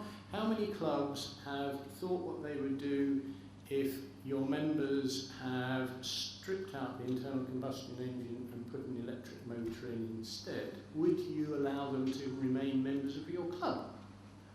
Yes? Ah, well, that's very good. No? Abstentions? I think we're going to run into a lot of questions along the lines of how do we deal with these sorts of things, because quite clearly, whilst you may accept them as members of your club, technically they're not historic vehicles. And I would not want to stop you having members of your club, because frankly, in my book, anyone who's got a vehicle that looks halfway like a historic vehicle and has got something, that's fine by me. Better that we keep them going and keep them on the road than not at all.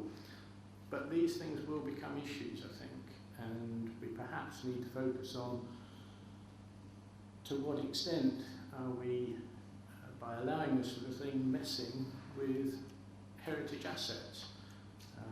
You know, would you allow somebody to go and put double glazing in Buckingham Palace or something, plastic windows? Anyway, that's about what I wanted to say. Have we any questions? Thank you, Paul. Oh. Not there. Come on, you're going to be busy, Tim. We've got 3 here for sure. Hello, John Durling, representing the National Traction Engine Trust. Right, oh, there you go, sorry. I'm looking at it. Right. The reason I didn't put my hand up there in your question about converting them to electric is I don't think we could run a traction engine on batteries. You would be good. Mind you, some of those big caravans that you pull, you know, well, yeah, you can it's fill fairly full of batteries, right? The question, it is, and it will carry on becoming more relevant. You know, if one of my other perhaps is vintage Land Rovers. If I take the engine, the 1955 engine out of my Land Rover and replace it with an electric motor, it ceases to be a 1955 Land Rover, in my opinion. Yeah. So, I'm not saying that you shouldn't do it, but it was like it'd be the same if I took it out and put a Ford Taurus engine in it. It ceases to be a 1955 Land Rover. And in the traction engine world, there's an awful lot of people getting hot under the collar about taking a steamroller and turning it out as a showman's engine. 40 years ago, that was considered perfectly acceptable. Nowadays, it's not. Yeah. Oh, well said, John. I think it's an interesting topic. I think, but having said that, somehow the engine, I suppose, is such an integral part of a historic vehicle. We don't spend a lot of time fretting as to whether somebody's got radios on their vehicle than they used to be on cross-plies, or whether on one of my old vehicles you've got a 6-volt glow plug, a glowworm hanging out the front, or you put an LED lamp into it. Yes, we won't get into the depth of this, but your point's made. I know there's 2 more hands at the back of the room, but Tim happened to be by Lindsay, so... Yeah, it's just a little quick point, and I never like being a doomsayer because I'm generally very positive. But remember, if we welcome, if we encourage, and if we drive towards the conversion that we're talking about here, it'll become more difficult to resist those saying get rid of your polluting historic vehicles. Because they'll say, well, you've got a route to continue using them. And I can see some of the type that glue themselves to roads saying, well, you should be converting all of them to electric vehicles. So it's just there's a cost issue. Where does the question of actually the taxation of the vehicle as well come into? Because it's negative, isn't it? Yeah. It's negative. Well, actually, there could be a disincentive in the future because we're bound to start taxing electric vehicles at some stage. It's a point well made, John, where we won't drop it, I promise you. But we just have to be, Nigel at the back there, Tim, we just have to be careful of time, because we could be here for 3 hours on this one, as you know. Yeah. 2 points. Nigel Harrison, Morris Commercial Club. In terms of the future of the historic vehicle movements, and you've seen the negative things from the younger generation, you only have to look around here and see how many people here are under 40. Morris Mann only did a survey, 4% under 40. So, for whatever reason, we're not attracting to younger people. That's the first thing. The second thing, in terms of the vehicles, if somebody has I know a couple of our club members have sort of taken out the original petrol engine out of their commercial vehicle, and it's got a Euro 6 in there. So certainly from the environment point of view, they're doing the right thing. It suits them because the other engine was knackered. So there are going to be changes and modifications to historic vehicles, and we're very wrong with it. Yeah, no fair point, Nigel. And street wrong. National street wrong. Yes, I'm legislation for our club, so it's obviously a matter keen to my own heart about historic status. It has been a unfortunate thing of our club for some time now that a lot of our members misunderstand what a historic vehicle is. And I'm aware of the fact that in this room I'm probably one of the only members of a club that specifically doesn't respect that historic status. But we are getting a bit of a thing now that we're getting people who want to modify their vehicles, and they're getting more involved in the idea of what is historic status compared to non-historic status. And at least I can say one member that I spoke to recently, who's recently imported a 37 Plymouth, has now decided not to modify it. Because of my input, that he understood that this vehicle was too good as it was to be modified. So when I raised my hand about the idea of putting electric, we have got people who are putting V8s into cars that used to have anything other than a 1200 in. So this is very historic for our club anyway.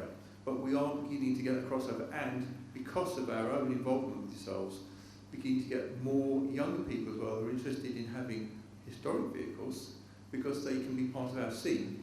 Because the vehicle's not being modified, they're not getting into that problem of the vehicle being expensive to run, expensive to insure.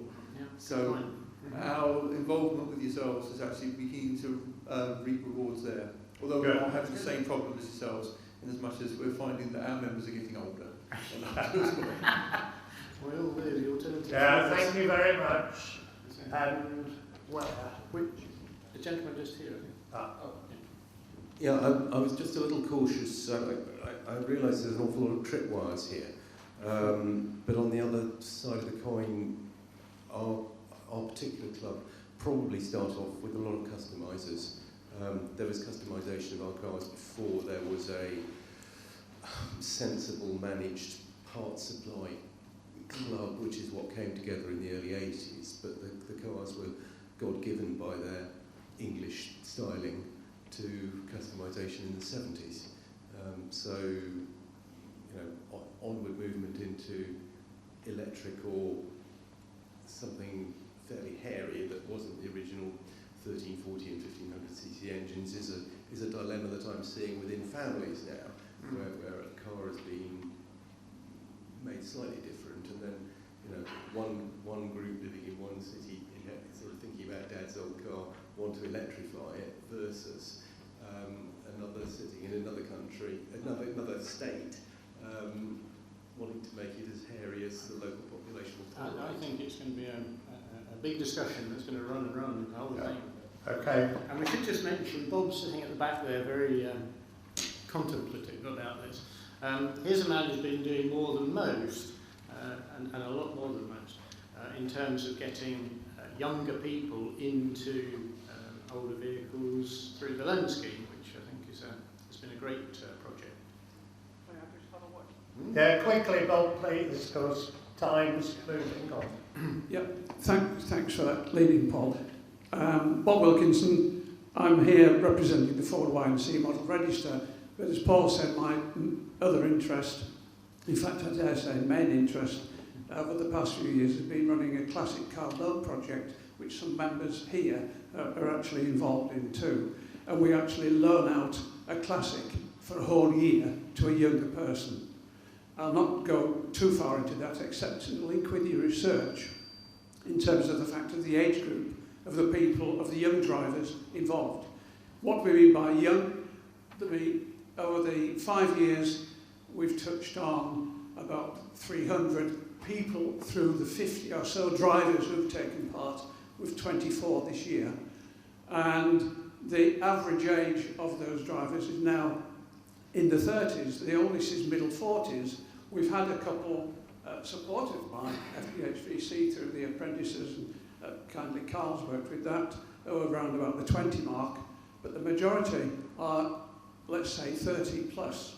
And if we're thinking in terms of them actually buying a car, forget the 20-year-old, well, not that's a bit crude, but generally the people who are going to buy them and be sitting here in a few years' time are those people who are now, say, 30 plus and moving into a time of their life when they may be able to afford to buy a classic. If we can't encourage the next generation, frankly, we're wasting our time here, and over the next research in 5 years' time, we may not be here to read your research, Paul. I hope you are, Bob. I hope you are. Thank you, Bob. Okay, you're at 80 with a new reconditioned engine, I hope very much to be. Thank you. Thank you, Bob. Okay, thank you very much, Paul.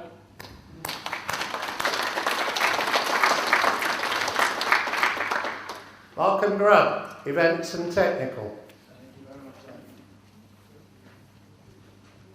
Good afternoon, everybody. Try the button. There we go.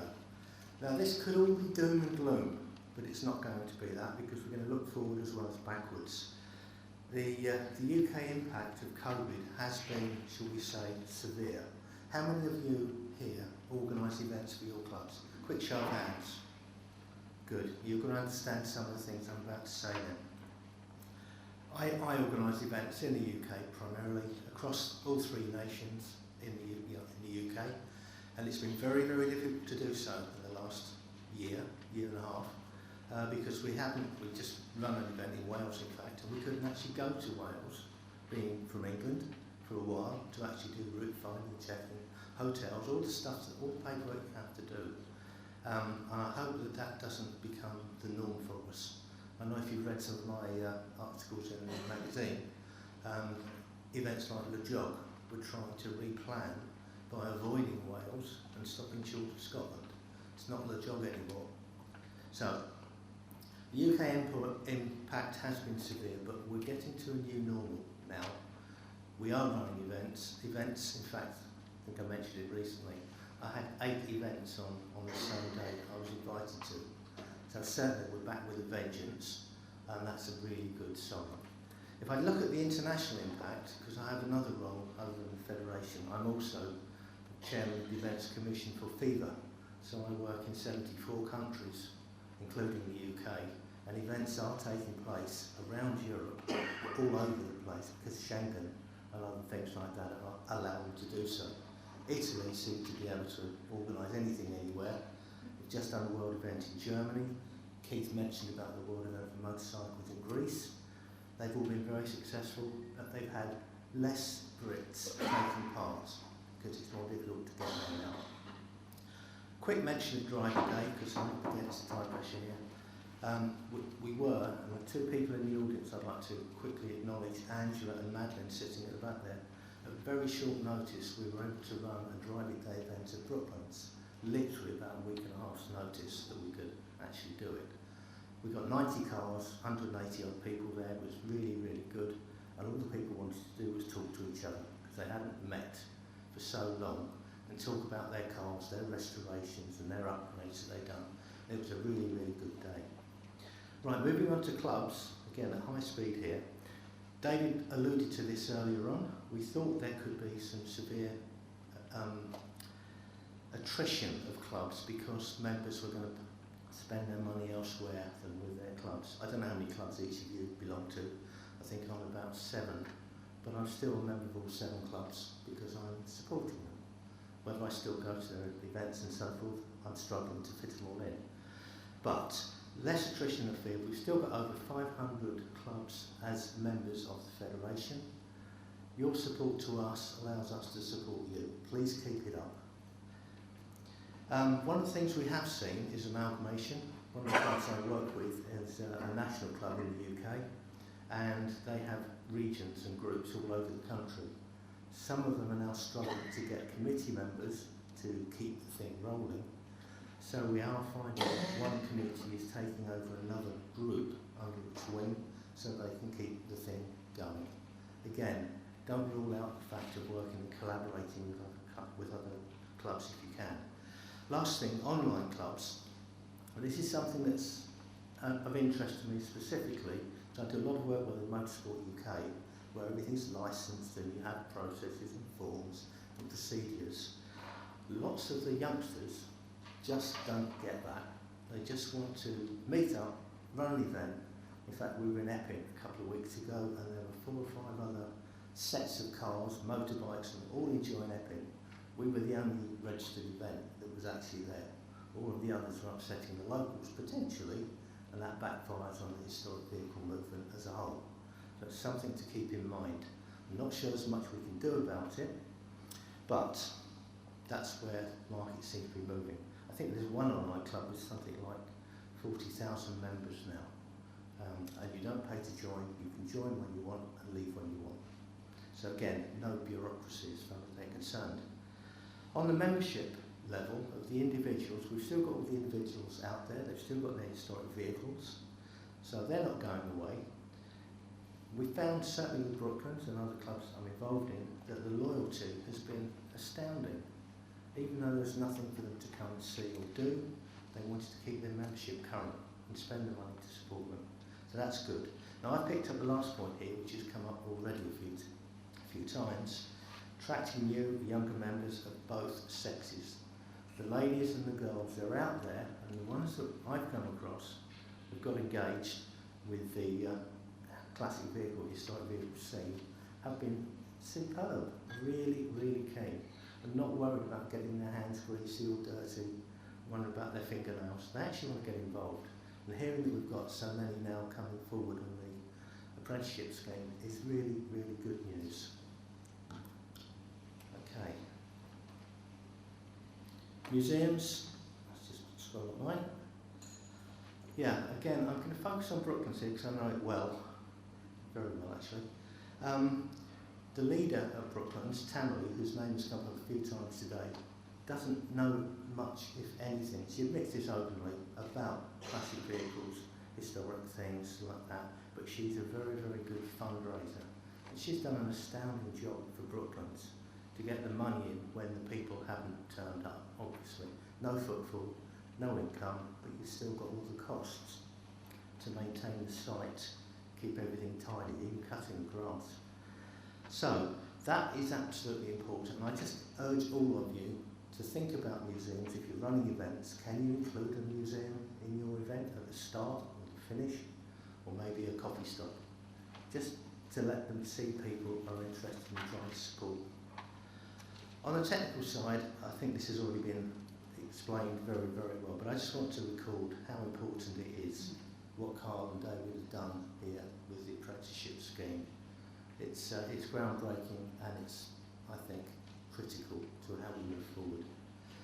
Finally, without trying to make this too negative, for those of you that do international events, and there's some of you in the room I can see that I know do them, Brexit has caused all sorts of unforeseen problems, and we're constantly on the back foot trying to second guess what rule change is coming next.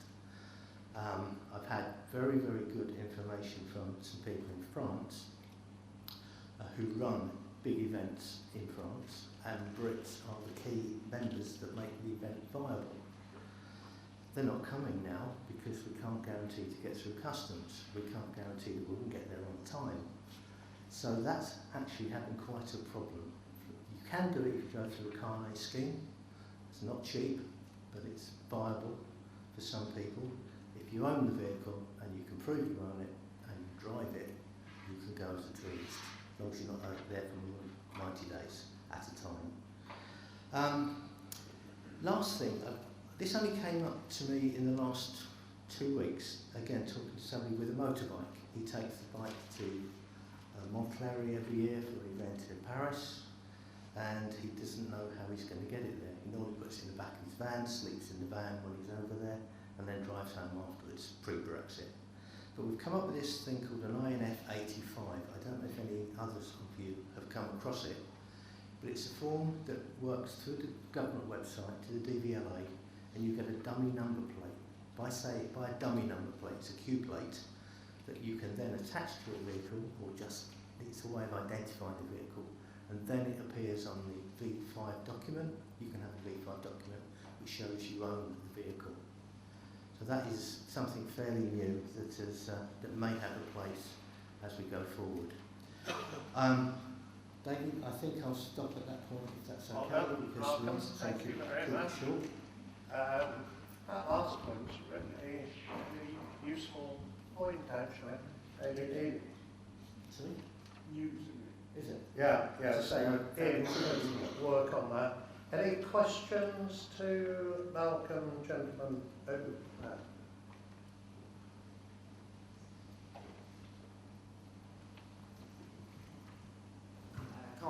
Thank you. Mike Jordan, One Senior Owners Club. Comment and then a question, please. My comment will be, COVID has had one positive for our car club in that we've had a consolidation of membership.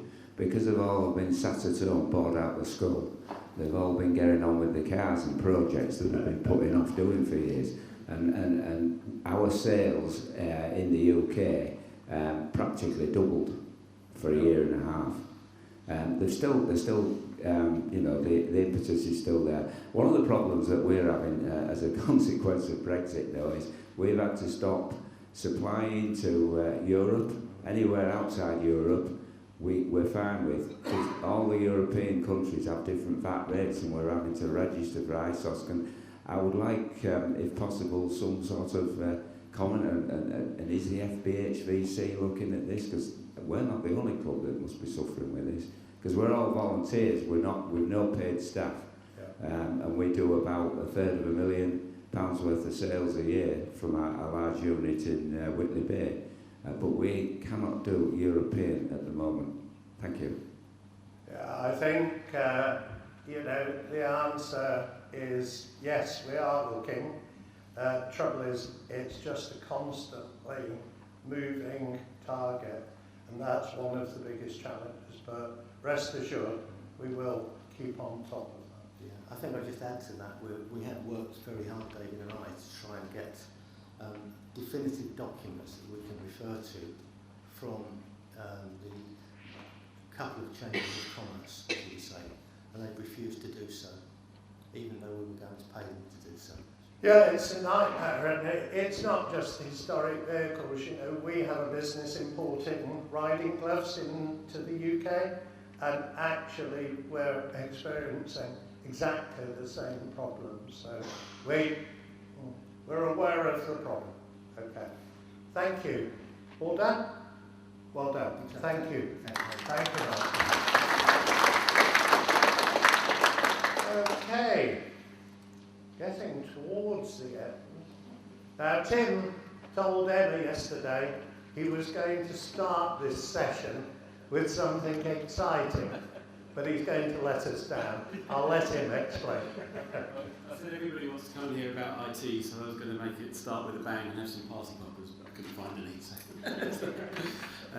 So yeah, I'd say short and sweet for me.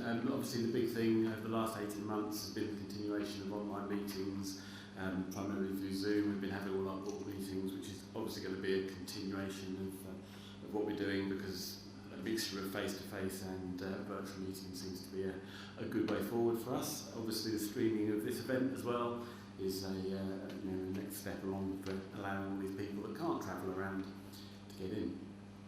So one fairly run-of-the-mill subject is GDPR, data protection. There's updated guidance on the website.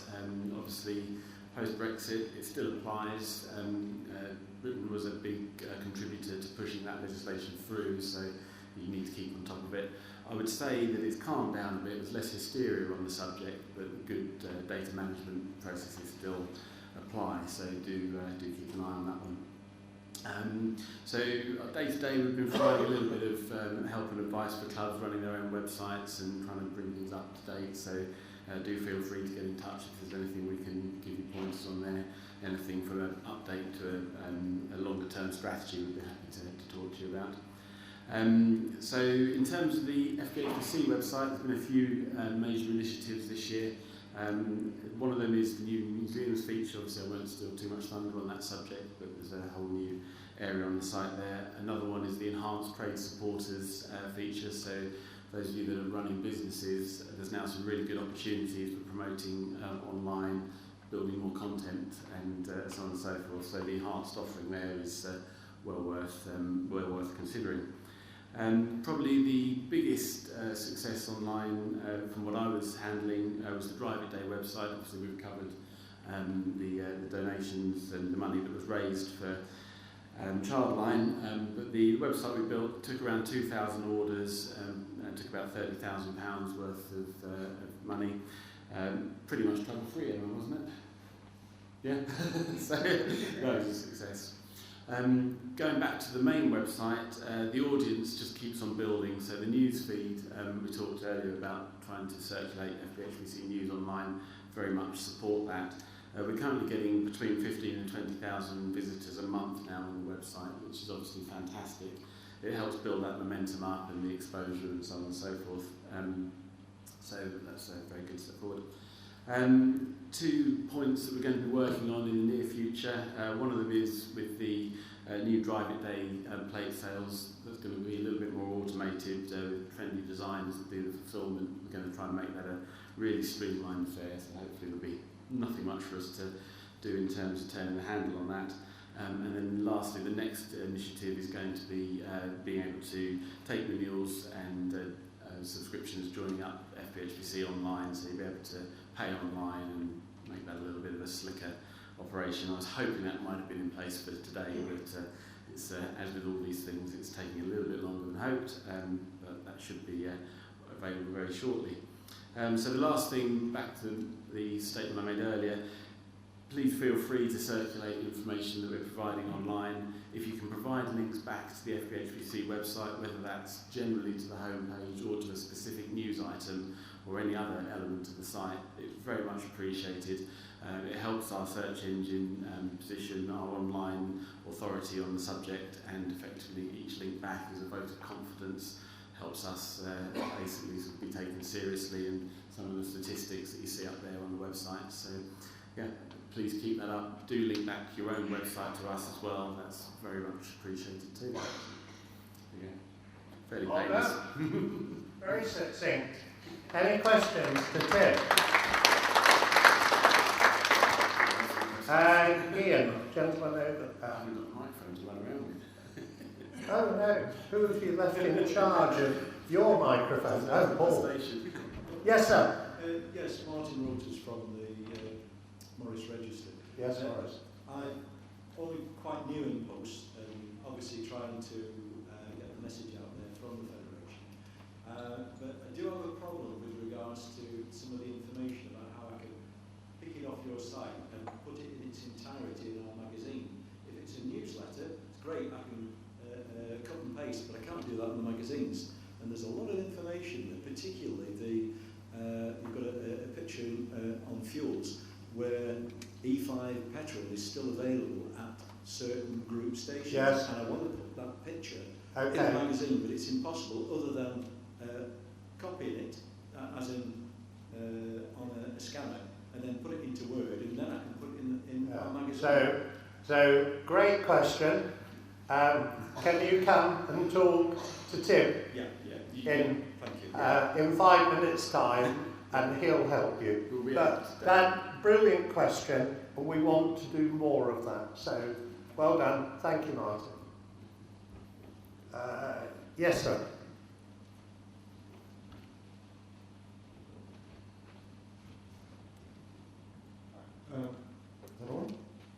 Yeah. Sorry, Stephen Wickham, Ford Classic and Capri Owners Club.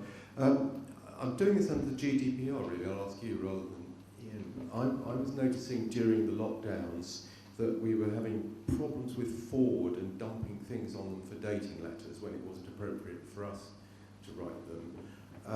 They were getting very, very standoffish and about really sending them too much information. And I was just wondering if this was a generic problem across other marks, and not just Ford. So I'm thank you, Steve, looking at Ian, and he's notionally shaking his head. Can I, because I'm under a bit of time pressure here, can I get the two of you to talk over lunch, please? May I just add, I'm not a GDPR expert. If you want GDPR advice, David or Emma, David, as you know, I can attempt. Certainly, there's quite, Ian, gentleman, over there, there's a lot of support available from GDPR perspective. So certainly after today, or if you can talk to Emma at the lunch break, by all means, let's understand what the issue is, and we'll try to help you. Is that okay? Thank you. Yes, sir. Mark Curtis from Clasking Historic Motor Club. I just wanted to say the news feed is actually really useful. I was wondering, do you have a Facebook presence or anything else like that, where it's like a constant, pinging, update information? Otherwise, you have to keep checking on the website. Has there been an update? Whereas like on other application platforms, it tends to let you know if there's been an update. That'd be really useful, actually. Yeah, there is a Facebook page, and that every article out on their Facebook page, do we? But there's certainly summary, the headline items go out on the Facebook page, which I can find you the link for.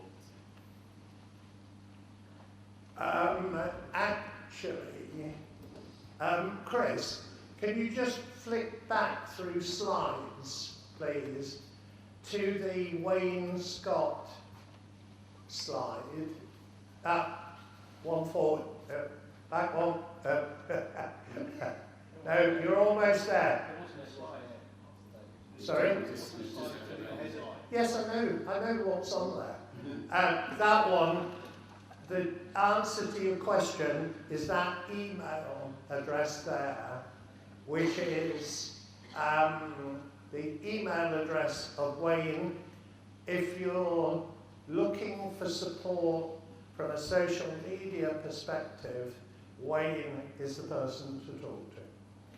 Okay? Good. Right. Fast forward then, guys, please. Thank you, Tim. Andy.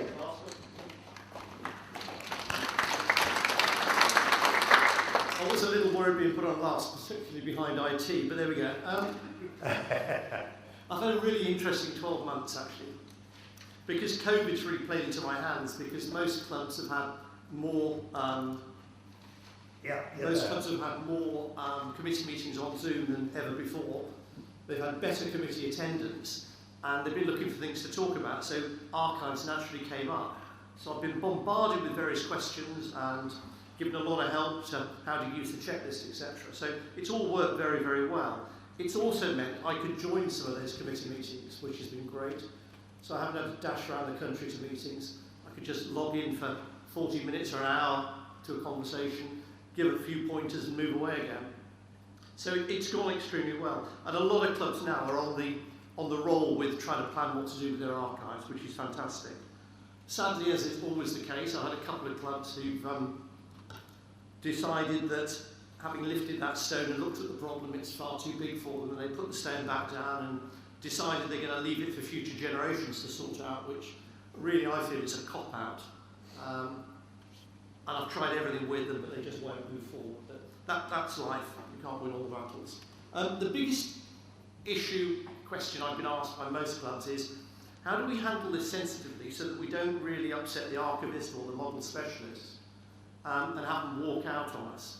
And that is, it always is a risk, because you're sort of nosing into somebody's domain, and often it's an older member of the club who's very experienced, got lots of knowledge that you wouldn't want to lose. And it's all about how you frame the subject to them.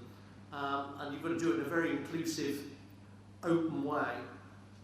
Interestingly, having talked to some after they've gone through this experience, they're actually quite relieved that people are interested in the archives at last, because some of them have been worrying what's going to happen to it when they've gone, when they stop. So suddenly, the weight's lifted off their shoulders, and they've also used the COVID lockdown period to start to itemise what they've actually got. So what I would say is, if you're talking about it, be very open and honest, and suggest that you're trying to help, not delve in there and find fault with what they're doing. If you haven't started, the archive checklist is a really good place to start. It gives you a lot of questions to start posing within a committee meeting, and then have a look at the document I did on the 5 Ps of archiving, because that gives you a bit more awareness and information to consider. I've got other stuff in planning. I've held it back for a little while to give clubs a bit more time to get to the right point in the process, but we'll get those out during the rest of the year, early next year for you. Another subject I've been involved in is museums. As we were starting to come out of COVID, we suddenly realised that a lot of our member museums had gone through a very, very hard time. They'd been shut for months on end, yet they'd still been incurring costs, preserving vehicles, keeping the heat on, etc. So we created our COVID recovery support plan for them. We've put interactive listings on our website. We've published all the press releases that they've issued. And we've really tried to engender some enthusiasm amongst clubs to get involved with museums to start visiting. And it's worked extremely well. I mean, Tim just said our website is immensely popular, particularly at lunchtimes with people logging on to see what's going. So the press releases we've published for museums have suddenly been read, and people have started going out to them. So it's a good initiative, and it's something we will keep going. And I would encourage each and every one of you to think about museum locations for meets, nationals, etc. Or even if you just want to go for a drive out, go and have a look around. And I would encourage you, if you haven't got a lot of time at lunchtime, but I would encourage you at the end of the day, go and have a walk around the museum here, because it is exceptional. And they've now got the Vauxhall collection here as well, so there's more new stuff to see. So that's it for me, really. you can get to lunch in a minute. Right. Any questions? Settling down. Well done, Andy. I'm around all day, so if anybody's got any questions, come and grab me. Okay.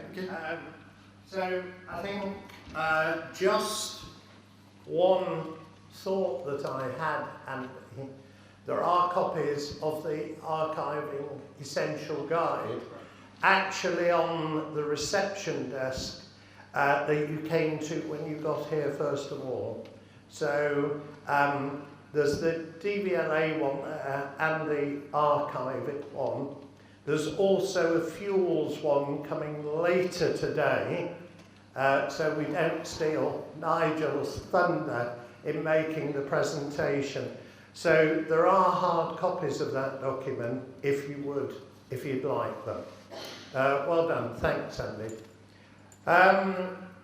So this is traditionally my bit, where I just try to pick up and comment on one or two of the points that have occurred to me during the morning.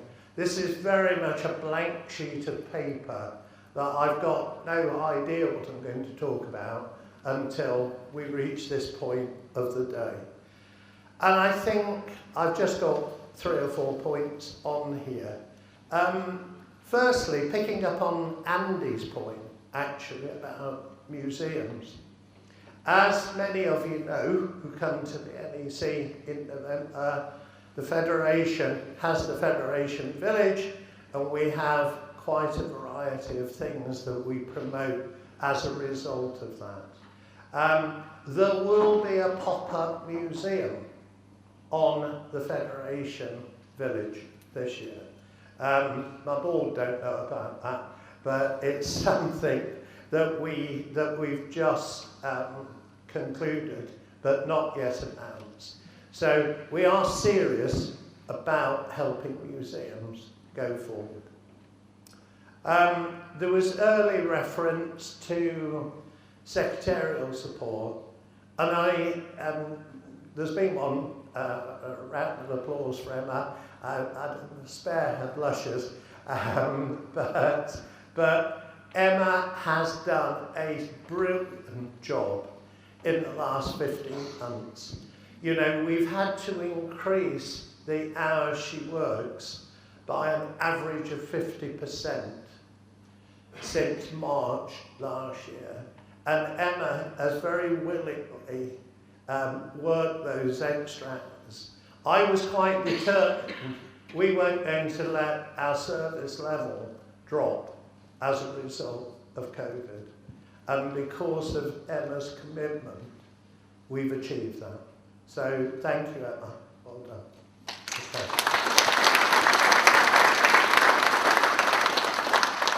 3 other points. At Lindsay's point about influencing legislation. You do that most effectively, as he knows, at the drafting stage. And, you know, the Super E5 protection grade was a great example of that. We were talking to DFT 3 years ago. It was easier, much easier to influence at that point. You try to do these things after the event, it doesn't work. Coachwork development that Carl touched on. I think that's a really interesting point, how coachwork is evolving and turning into, you know, new bodies, not just building ash fratons where they've rotted out in the past. So I think that's quite important. And the final point is just to say, from an environmental perspective, we told you we were doing things actually that we could bring to our member clubs to help, something that you could engage with. We've been very quiet on that because, believe me, it's been more difficult than we ever imagined. But we are very, very close, actually, to having a solution that we hope you'll like with that. So bear with us that you should be seeing something with that, certainly before Christmas, probably sooner than that. Okay. I think that brings us to the point where I can formally close our annual general meeting at whatever time it is, Emma. 1 o'clock. Oh, there we go. At 1 o'clock, I'd like to thank Nick and Chris for actually helping Emma this morning with the registration. Thank you very much for that. In terms of conference this afternoon, so we'll start at 2 o'clock prompt, and we have 2 presentations for you. You met Callum from Motul. I think he's probably at his stand out there. Callum's going to give an introduction to the history of Motul, which I think will be very useful. Motul, in the motorcycle world, is well known in the UK. From a car perspective, other vehicle perspective, far less so. So that's the purpose of Callum's presentation this afternoon. And then the moment that you've all been waiting for, Nigel's session on fuel. We've spent more time on super refined than you can imagine over the last 6 months. So there's that opportunity to listen to Nigel. And as I say, you will have a takeaway in the form of some printed material. So by all means, listen to Nigel. Don't necessarily sit there frantically making lots of notes, because you do have something to take away with you right at the end of the day. We're in a situation now, we've got just less than an hour for lunch. You can go to the cafe, buy some food, whatever. You can go walk about in the museum. Just remember your name badges to achieve that. Peter James Insurance are here as well, Greg and Paul. Enjoy the break, and thank you very much for your attendance.